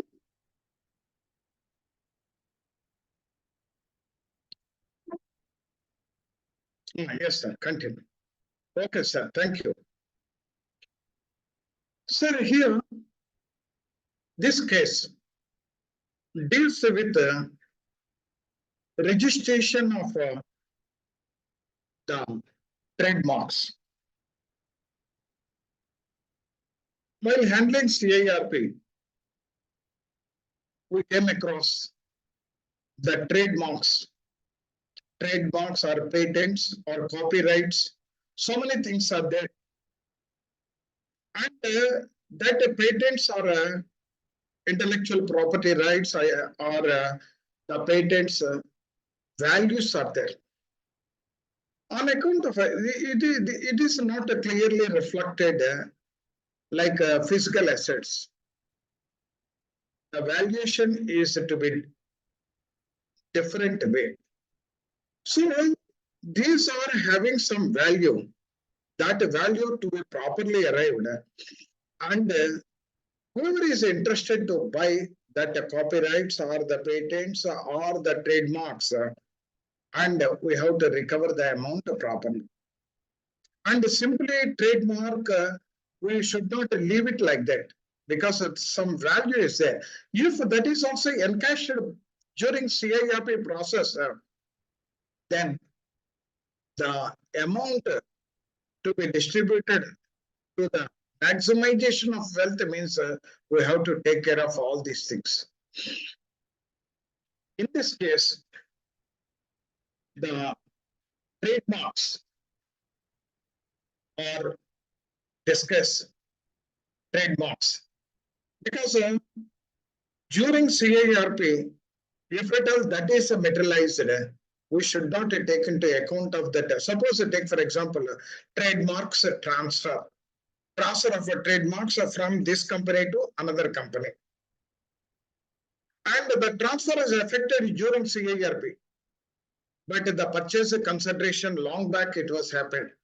We have to take into account of the purchase consideration, not the date of the trademark registration like that. For that, I have given some example with regard to the trademark. What is a trademark? How to register? How much time it will take? General some information we should have that particular information. If that type of instance cases are happening in our CIRP process, we should be in a position to handle the with a carefulness is required. And here, the trademark registry established in 1940. Before going into the particular case study, what is a trademark? How the registry will handle the trademark registry? All these things, being an the RP or IP, if we know, then this type of instances, if it is happening in a CIRP process, then a lot of comfort will be there. The trademark registry established in 1940. Then came to Trademark Act was passed in 1999. Currently, trademark registry works operational or functional body of the act or operational or functional body of the act. Today, trademarks are very, very important. The logos, the trademark or logo of the company or patents or intellectual property rights, particularly in pharma companies. And all these things, value are there. That is to be properly encashed by the RP during CIRP process. Even though trademark is, we should not leave that a trademark, then it is having certain good value is also there. As a function body, the trademark registry implements all the rules and regulation of the trademark law in India. As a RP, we should have the knowledge about copyrights, trademarks, patent rights, how to register, all these things. Why? Because most of the companies, they are dealing with this copyrights or trademark or patents. The head office of the trademark registry located in Mumbai, and its branches are located in Delhi, Ahmedabad, Chennai, and Calcutta. The Trademark Registry and the Trademark Act 1999, and then entered into the Trademark Registry. So now the Trademark Act is also there, 1999. In this process, the registry will check whether the registering mark meets all the conditions of the act before registering it. Whenever the trademarks are to be registered with regard to the companies or corporates, first they will check whether it meets the basic requirements of the Trademark Act 1999. Once that is met, then only they will start the registration process. Once they received confirmation of filing the application, we will get allotment. Once received confirmation of filing the application, we will get the allotment number. They will give the allotment number. We have to check the progress of the application through online allotment also. Because the companies, they are selling the trademarks, they are selling the patent rights, they are selling the copyrights. All these things in a natural course of the business that is happening. This will take time. Immediately, today, if you present the case, the trademark, immediately they don't register. They are having certain process. The process may take months together also. If there is no problem with the filing, then we'll get whether our application approved, rejected in 1.5 years or 2 years. Trademark registration is not overnight register or instant registration. It will take 1.5 years or 24 months, 2 years. If there is a problem, then this may take a longer time. Sometimes it is beyond 24 months also. So up to that time, we have to wait. Files are prioritized. Whatever the trademark registration process is there, they will prioritize it according to file date. Therefore, longer it takes, more priority applicants get. Other facts about the filing of the application, even if it is not approved, we can use the trademark symbol next to your mark once you have received your allotment number. Once you received the allotment number, you can use the trademark. Once your trademark is approved in the registry, will you get a trademark registration certificate? The long process. In that long process, in the meantime, if that is the number is received, you can use the trademark. This will officially confirm that your trademark has registered and now it is protected. Once you get the certificate from the registry, then there is no problem. Officially confirmed trademark registry. But here, the problem is, the real issue is, the registration is valid for 10 years from the date of filing of the application, not from the date of issue of the certificate. That is to be identified. That is to be understood. So once you are applied, they will take 18 months or 24 months, or sometimes it is more than that. After that, they will give the registration certificate. The registration certificate is valid from the filing of the application, not from the date of registration. Trademark registration can be renewed after this period. Renewal can be done infinitely also. This is with regard to the trademark. That's why trademark is also asset. Copyright is also asset. Patent is also asset. Intellectual property rights, particularly the pharma formulations in pharma company, all are assets. If that asset is it is not visible, if that formula is used by other company, they will give royalty, and that royalty not a small amount.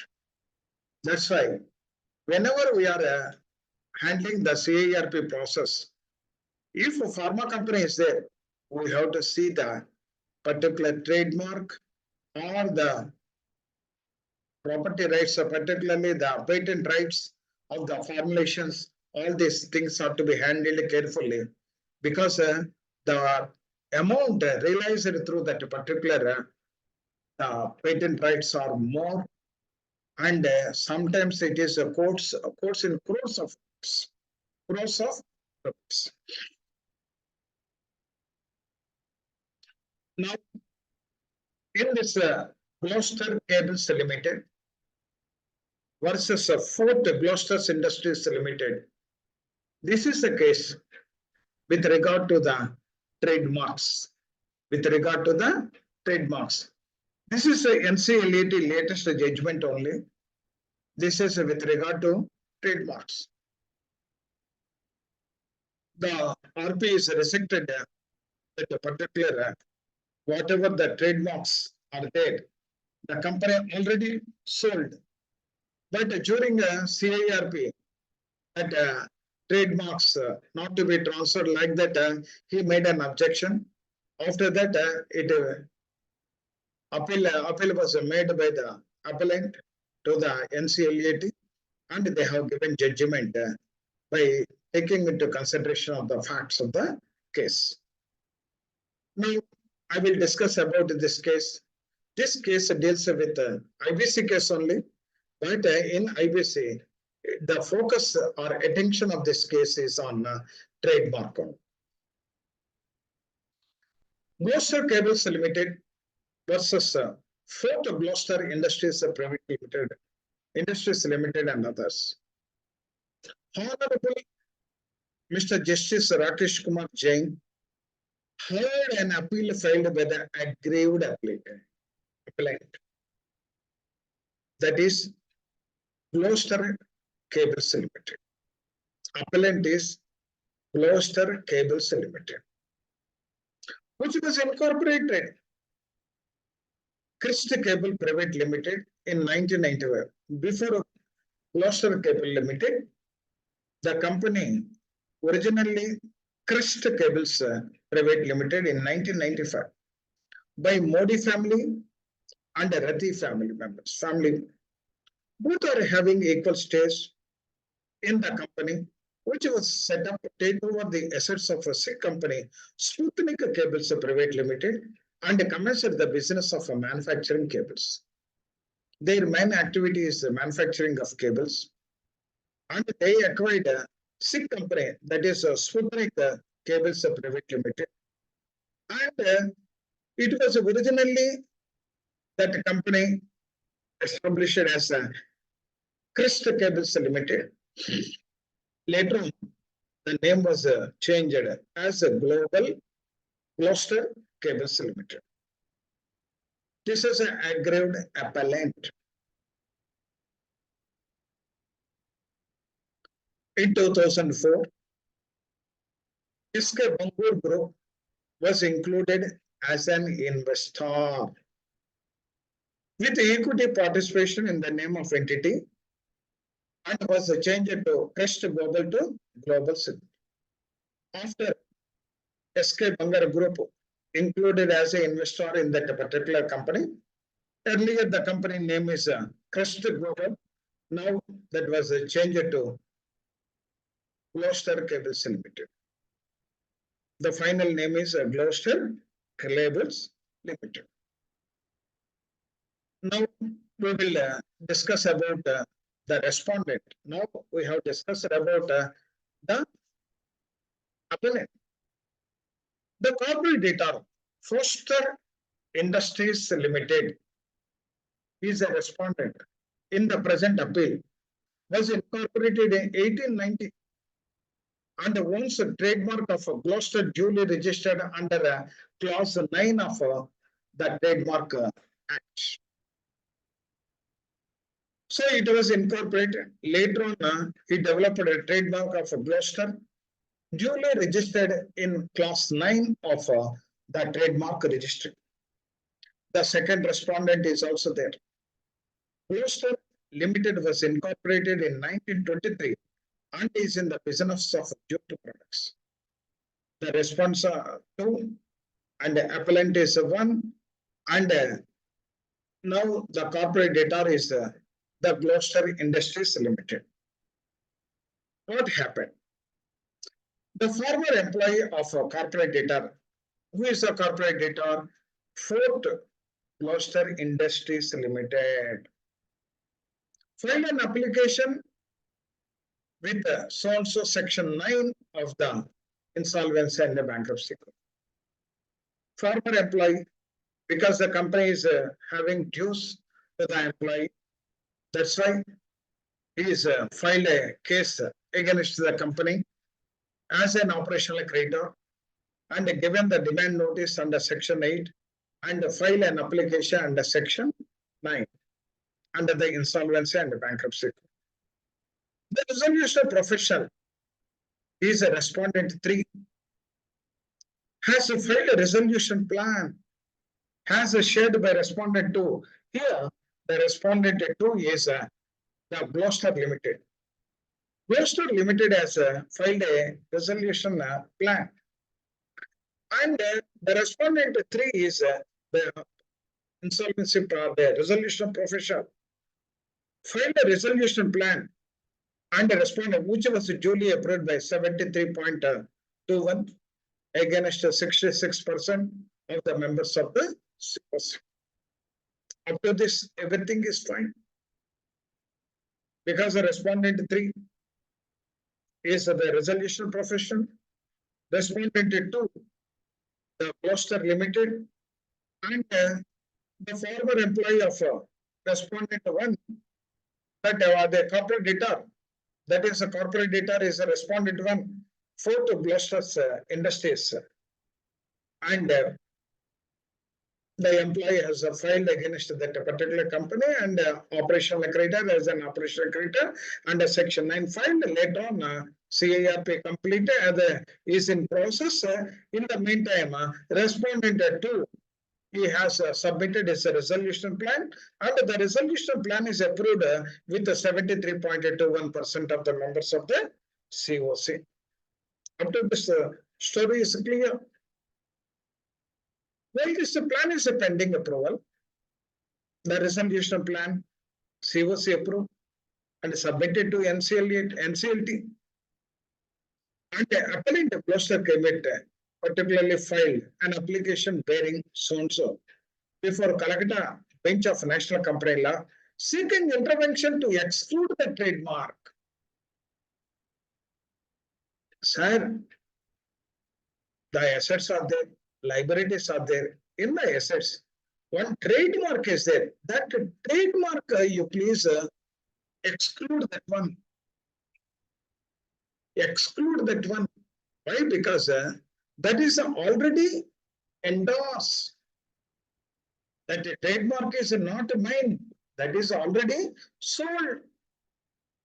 But the resolution professional is not listening. And that's why he filed an application with NCLT, Calcutta, seeking intervention to exclude the trademark of Gloucester from the list of assets of the corporate debtor, as the same was duly assigned to the appellant. Sir, I'm the appellant, sir. That trademark belongs to me. Please exclude that one and the remaining assets, whatever you want, you do it. That trademark owner is mine. But the resolution professional rejected my plea. Please intervene, like that National Company Law Tribunal, the appellant Gloucester Cables Limited, fine. Very good. How the application was dismissed by the adjudicator. No, whatever the resolution professional direction is there, that is correct. That is to be included. That is not pertain to you. That is the owner is the corporate debtor only, not by you. The appellant told, no, sir, that trademark is mine only. Via order dated so and so. Accepting all three objections regarding the assignment being hit by the IBC. Now, that the trademark is also hit under IBC.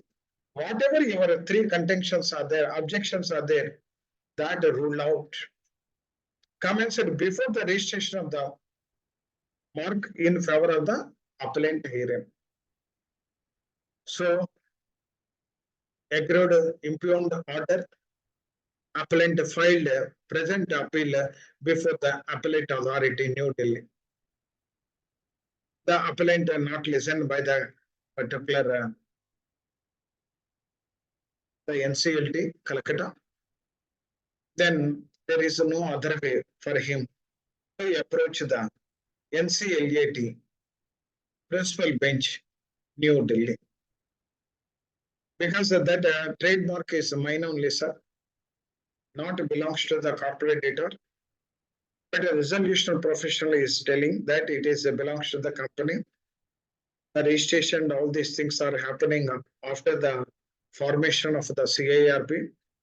So no question like that he rejected, and the NCLT also rejected that one. Then the appellant is approached the principal NCLAT principal bench in New Delhi.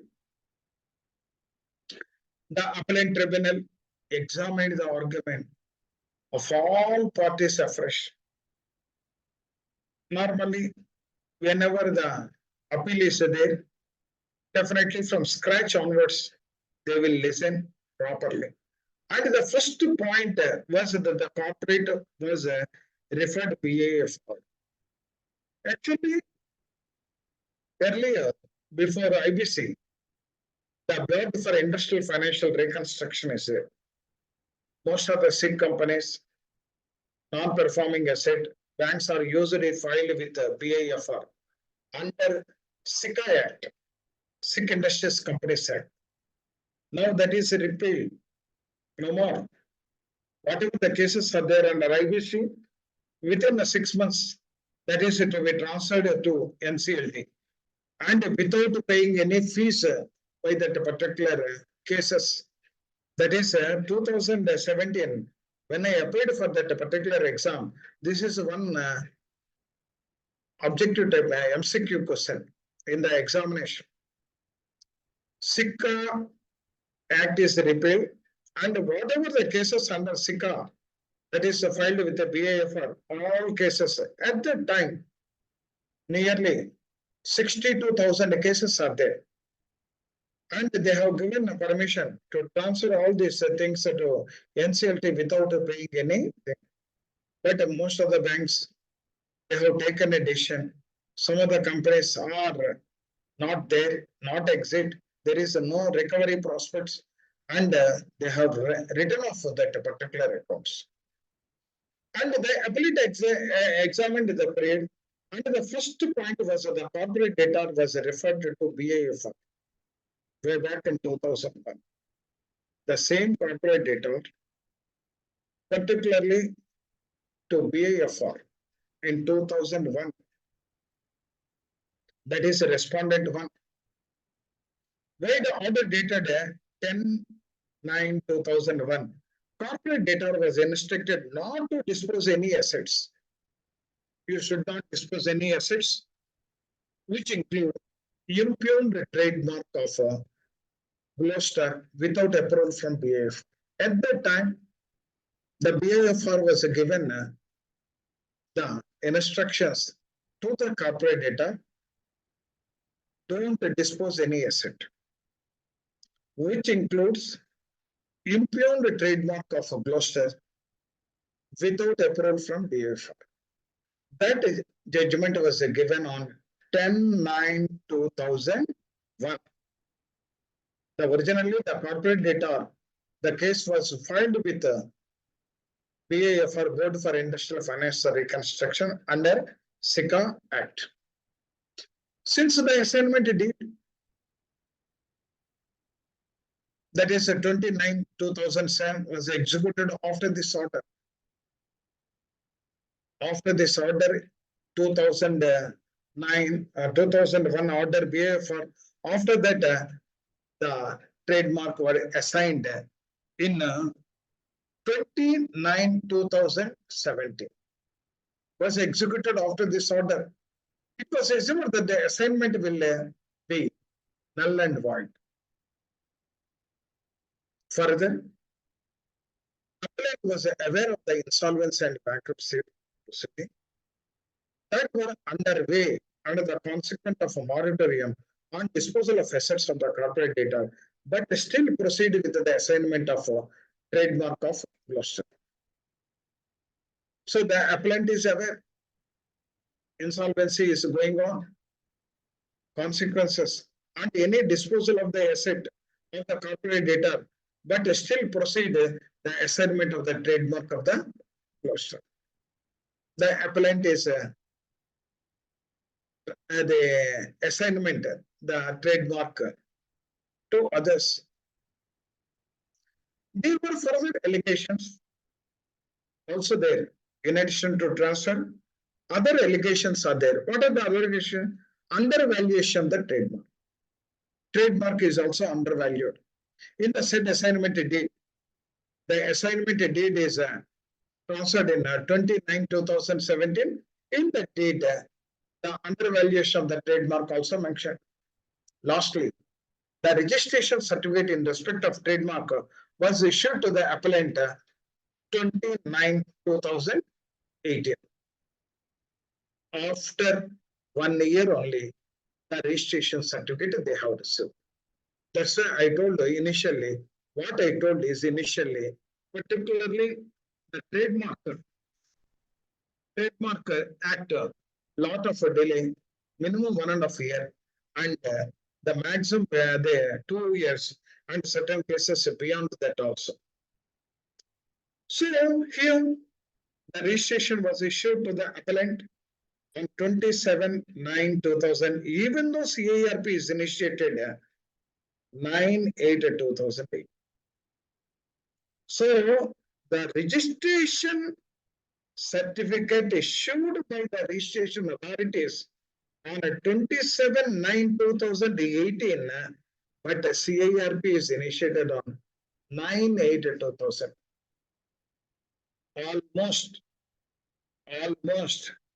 that is 20 days, 45 days before only the CIRP initiated. Once initiated, whether the certificate of registration is valid or not, that is a question mark. RP told the registration has happened after the CIRP initiation, so the registration is invalid. That is also to be treated as an asset, and accordingly, in the information memorandum he mentioned. But based on that, the prospective resolution applicant also going to acquire this trademark because he want to sell the trademark to others. As such, the assignment of the registration were both hit by the IBC proceedings were null and void. One thing, the BAFR given one statement, that is a 2001 after, don't transfer, don't sell any asset. And even though that is there, still assignment was made on 29/2017. By that time, BAFR closed and the IBC came into the picture. And the registration certificate, after 1 year only, they got the registration certificate. And before the registration, CIRP process started. That's why RP rejected that particular the transaction, that is IBC prevail over the other acts, whether it is a trademark act, all these things. Such assignment registration were both hit by IBC proceedings were null and void. If you go into the detail of the further, the council affiliate clarified the above points by stating the corporate data and the appellant had executed the technical collaboration agreement 2/5/1995. Originally, the appellate authority, they will go from the scratch onwards because where the mistake, where the people are arguing, why they are arguing like that. 2/5/1995, which appellant permitted use of trademark Glostar. Actually, the appellant using the particular trademark from 2/5/1995 for a period of 80 years. The agreed trademark period is 8 years. And at the cost of paying 2% royalty on the X works price of the products are sold or leased. So here, the period of 8 years at the cost of paying 2% royalty on the X price of the products are sold or leased. That is the agreement. That the agreement is valid for 8 years. That agreement started in 2/5/1995.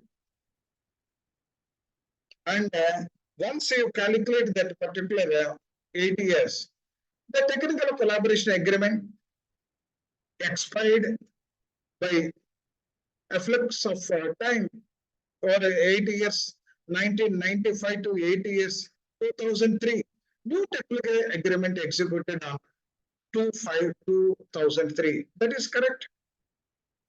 Even though the BIFR clearly told don't dispose the asset, but whatever the agreement is there, during that particular agreement, the company not sold, but after the completion of the agreement, automatically agreement that is expired. Then again in 2003, they have renewed that particular agreement for further period of 5 years with 1% payment of royalty. 1% payment of royalty. And on 29/7/2004, within 1 year, 2 months, again the original agreement of 2/5/2003 cancelled between the corporate debtor and the appellant, and here changed the long term. Why 5 years? Why not a long term like that?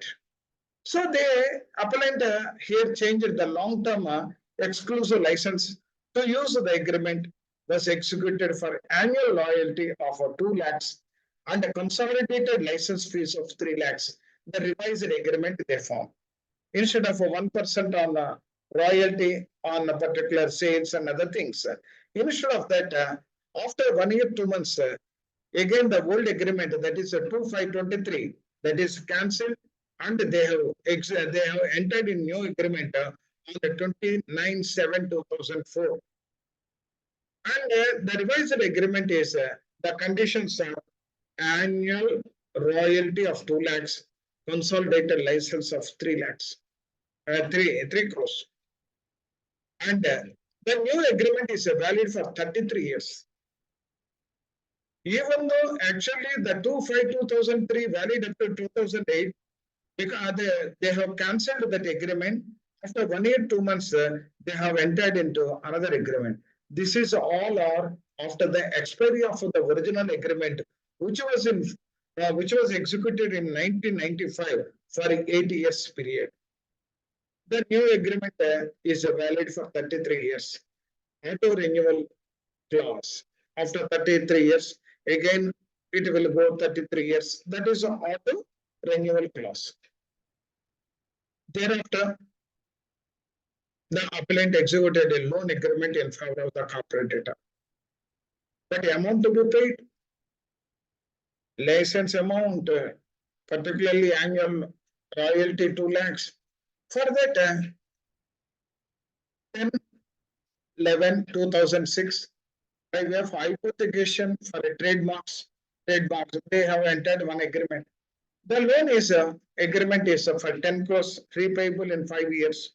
Whatever the royalty is there, 2 crores. Then they have executed for 5 years and on or before 30/12/2000, failing which 15% will be charged on the loan amount. The loan 10 crores with 5 years on or before they have to pay that amount, and failing which the company has to pay 15% charge on the loan amount.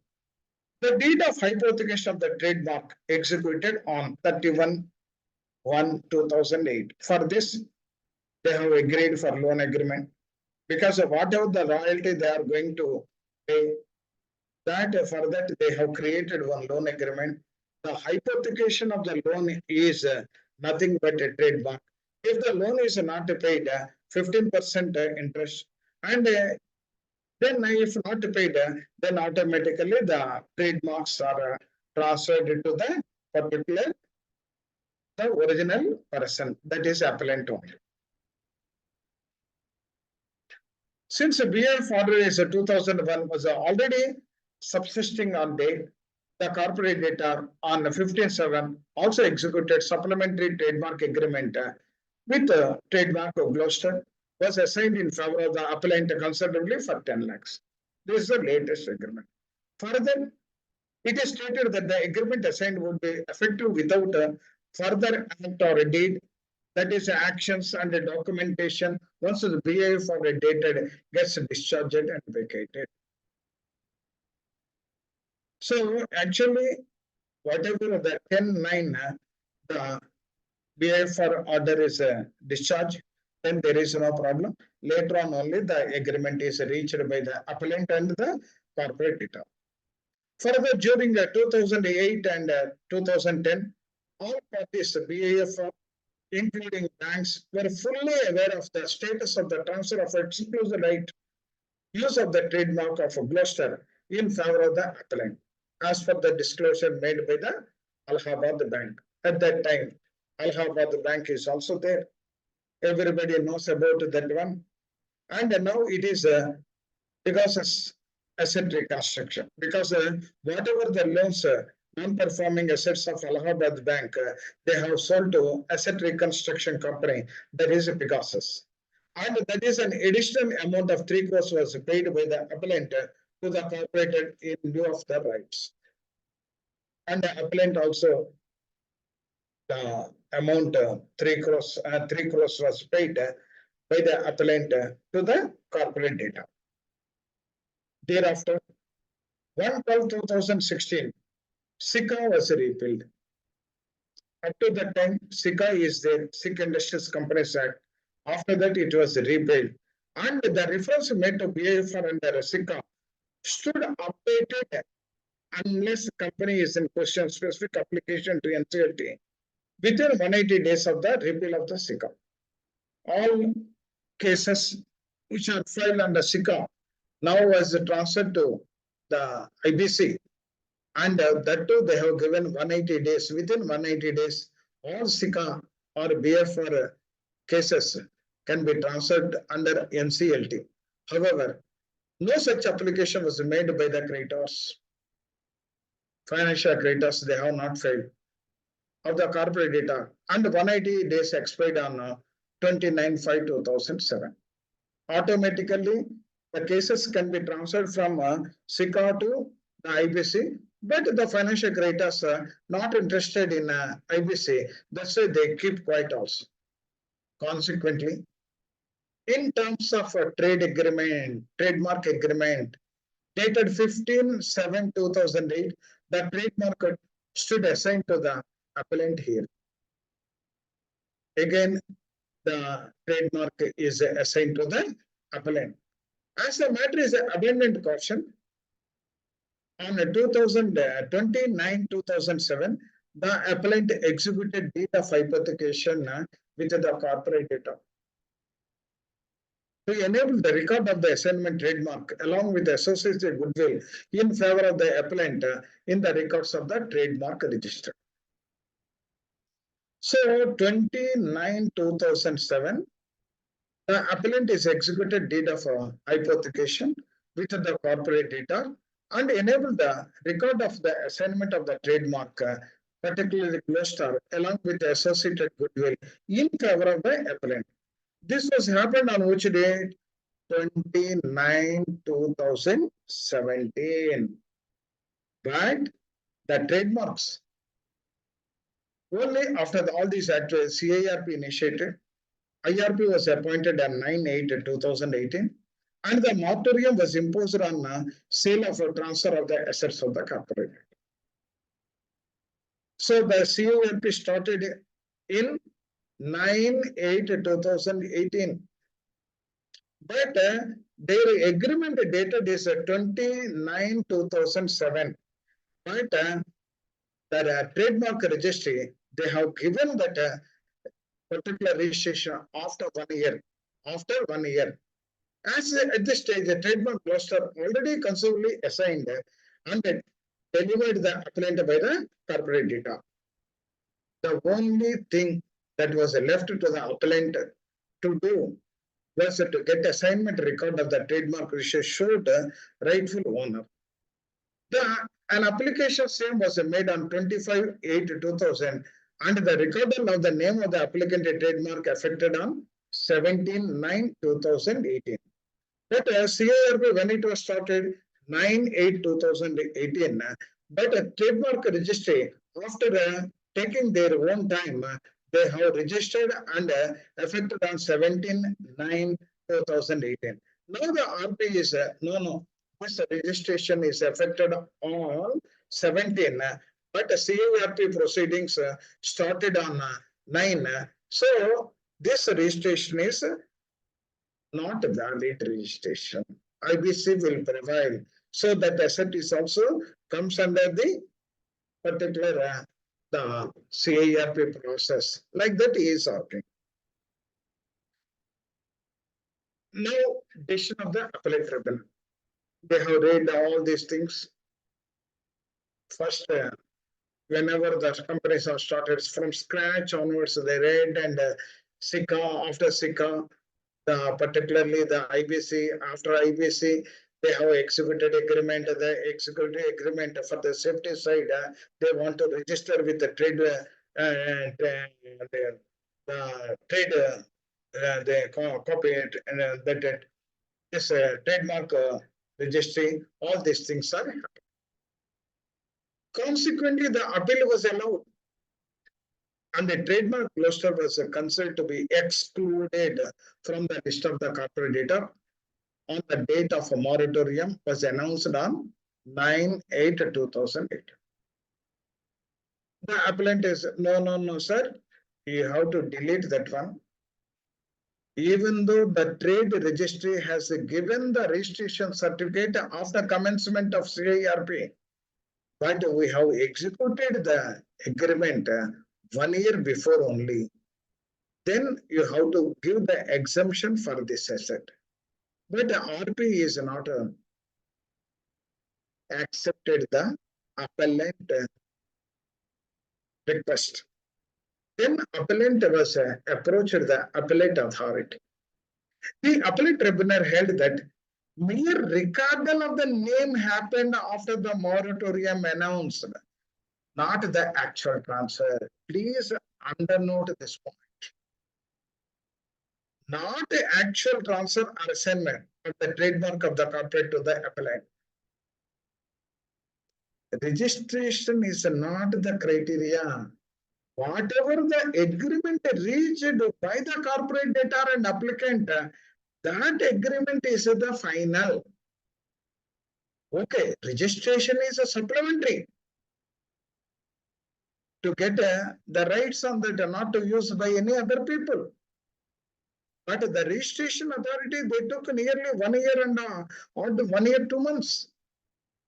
So that's why the appellate tribunal held that a mere recordal in the name that happened after moratorium was announced 98 and not actual transfer or assignment of the trademark with the corporate data to the applicant.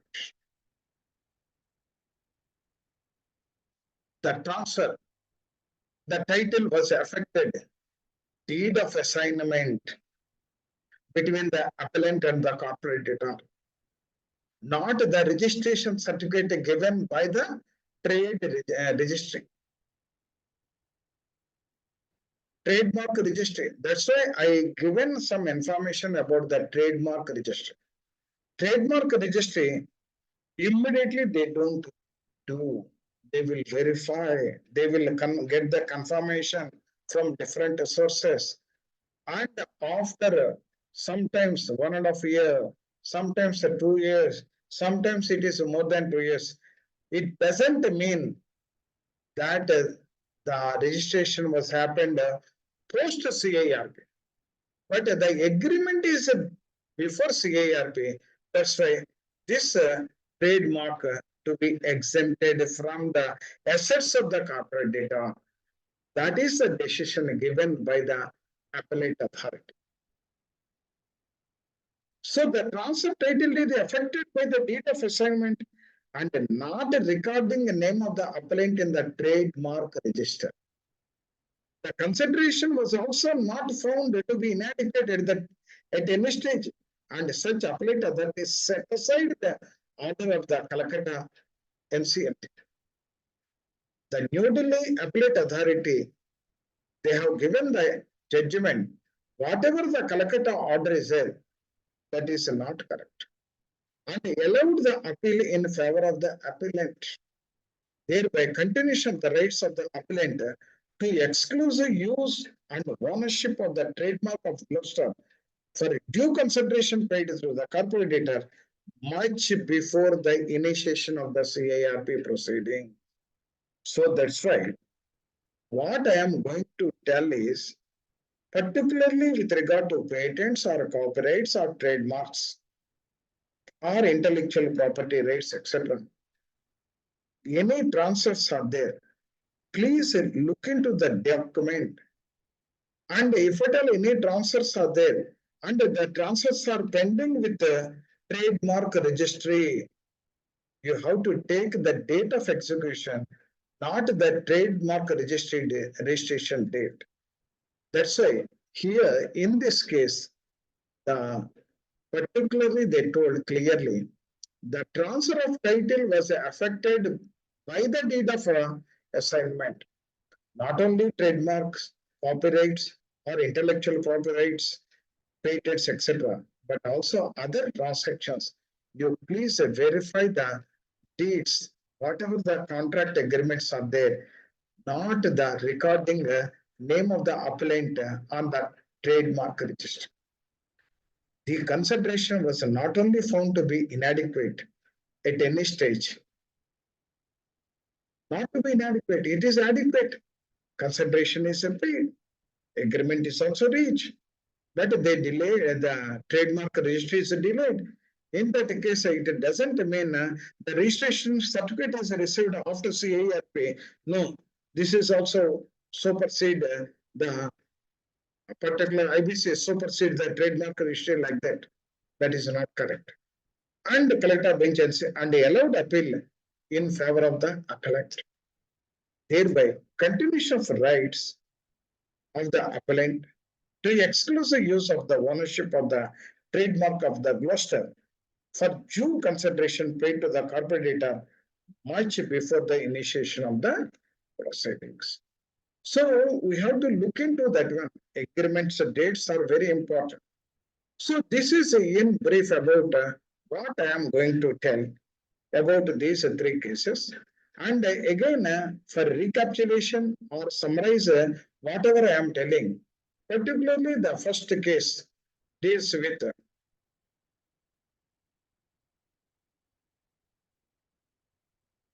financial debt. Again, I am giving a summarized version of this one. Financial debt identification is somewhat difficult. Why? Because some of the cases, even deposits are also to be treated as a financial debt. And whatever the advance payments received, that is also financial credit. And second one is interest-free loans are also to be treated as a financial the financial debt. So the financial debt inclusive definition, and that's why the different judiciary authorities, based on the facts of the case and the case by case, the differ they will. So here assignment is also one of the case, and particularly rulings have been passed by Supreme Court in respect of financial debt, under several rulings are there. If you go through each and every one is a different verdict, because the particularly this is a definition has given, and the rest complete list is not given. What are the covered financial details not covered? That type of list is not mentioned in the IBC case. In IBC also, the financial data they mentioned about the time value, but in certain cases, without a time value also, particularly interest-free loans, the time value of money is not applicable in that particular case. And the execution of documents, all these things are to be taken. So here, while admitting the case, we have to look into clearly, because the financial creditors are the part of the COC. Unrelated financial creditors are the part of the COC. We have to take more precautions while segregation, and within segregation, correctly or not. If at all I have identified the financial creditor as an operational creditor, the COC formation is not correct. The voting rights are not correct. And the guarantees are also to be treated as particularly for the subsidiaries, whatever the guarantee given by the corporate debtor, the guarantee company, that is also to be treated as a financial creditor. Second case, with regard to second case, the review is moratorium. In the moratorium, once the case is admitted, the insolvency commencement date will start. Then moratorium will start. Moratorium is one shield available to the CARP. In the CARP process, whatever the moratorium is given, that is a shelter or shield for the corporate and the debtor CARP process. No attachment, no elation, no filing of case, nothing will happen. It is called calm period. During that period, moratorium, the IRP or RP, they can do the job with any pressures and all these things. But some of the directors or promoters, they are going to use the moratorium shield also. But the Supreme Court of India clearly told the moratorium is not applicable to the directors or promoters, etc. So this is exclusive for corporate data. But here also, on account of the judgment, some problems are there. And the problems is once a moratorium is not there for the directors or promoters, then the assets can be seized by the other creditors, and they can sell in the market. Thereby, a lot of disturbance or inconvenience both to the corporate and the promoter as well as to the resolution profession also. In CARP process, it will happen. So that's why the detailed guidelines are required. And some amendments are also required in this case. That's why I have given an elaborate discussion about the moratorium.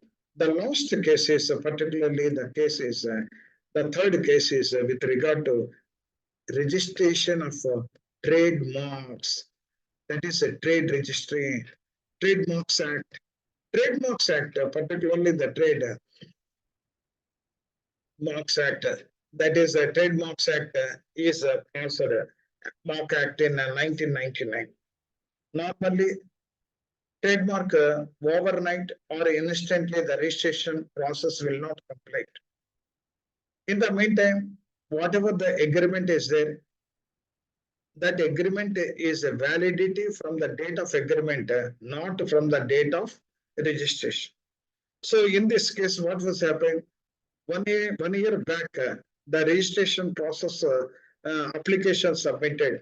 the registration process completed during CARP process. Then resolution of professional stopped that this one, and IBC will prevail over Trademark Act, and whatever the trademarks are there of the corporate data, that is also to be included in the assets of the corporate data. Then the particular aggrieved person, he approached the New Delhi NCLT, and they have verified the total case from the scratch onwards, and they have verified the scratch, and they found that the agreement date is the final, not the registration date. That too, the registration certificate received of the CARP, that is not correct. But originally the consideration, the amount given and the agreement reached, that is correct. So that's why that is excluded from that particular the CARP process. In that assets, this trademark removed and given to the particular person who acquired that particular trademark. So this is in brief about the three cases. One is on financial debt. Second one is on trademarks. Third one is on the moratorium period not to be extended to the promoters and corporate, the promoters and the directors of the company. So this is in brief about today's discussion, sir. Any doubts?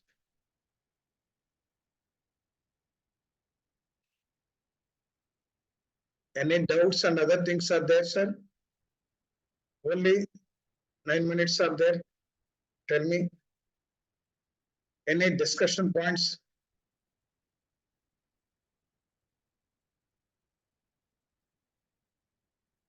Madam? Yes, sir. So the three cases I have discussed. One is on moratorium. Second one is on financial debt. Third one is on trademarks registration. And all these three are the latest cases.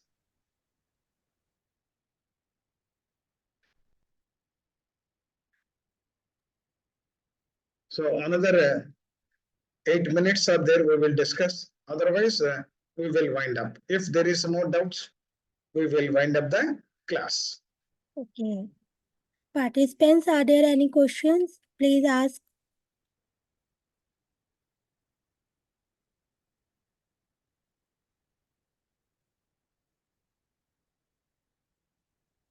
Sir, I think there are no questions. We can conclude.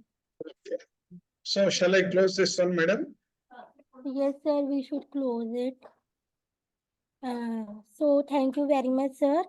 On behalf of ICC, IIP and all the participants for addressing session on the topic anatomy of IBC case laws. Thank you very much for sharing your experience and learning and making the session very insightful. And in the end, sir, I request you please share the PPT.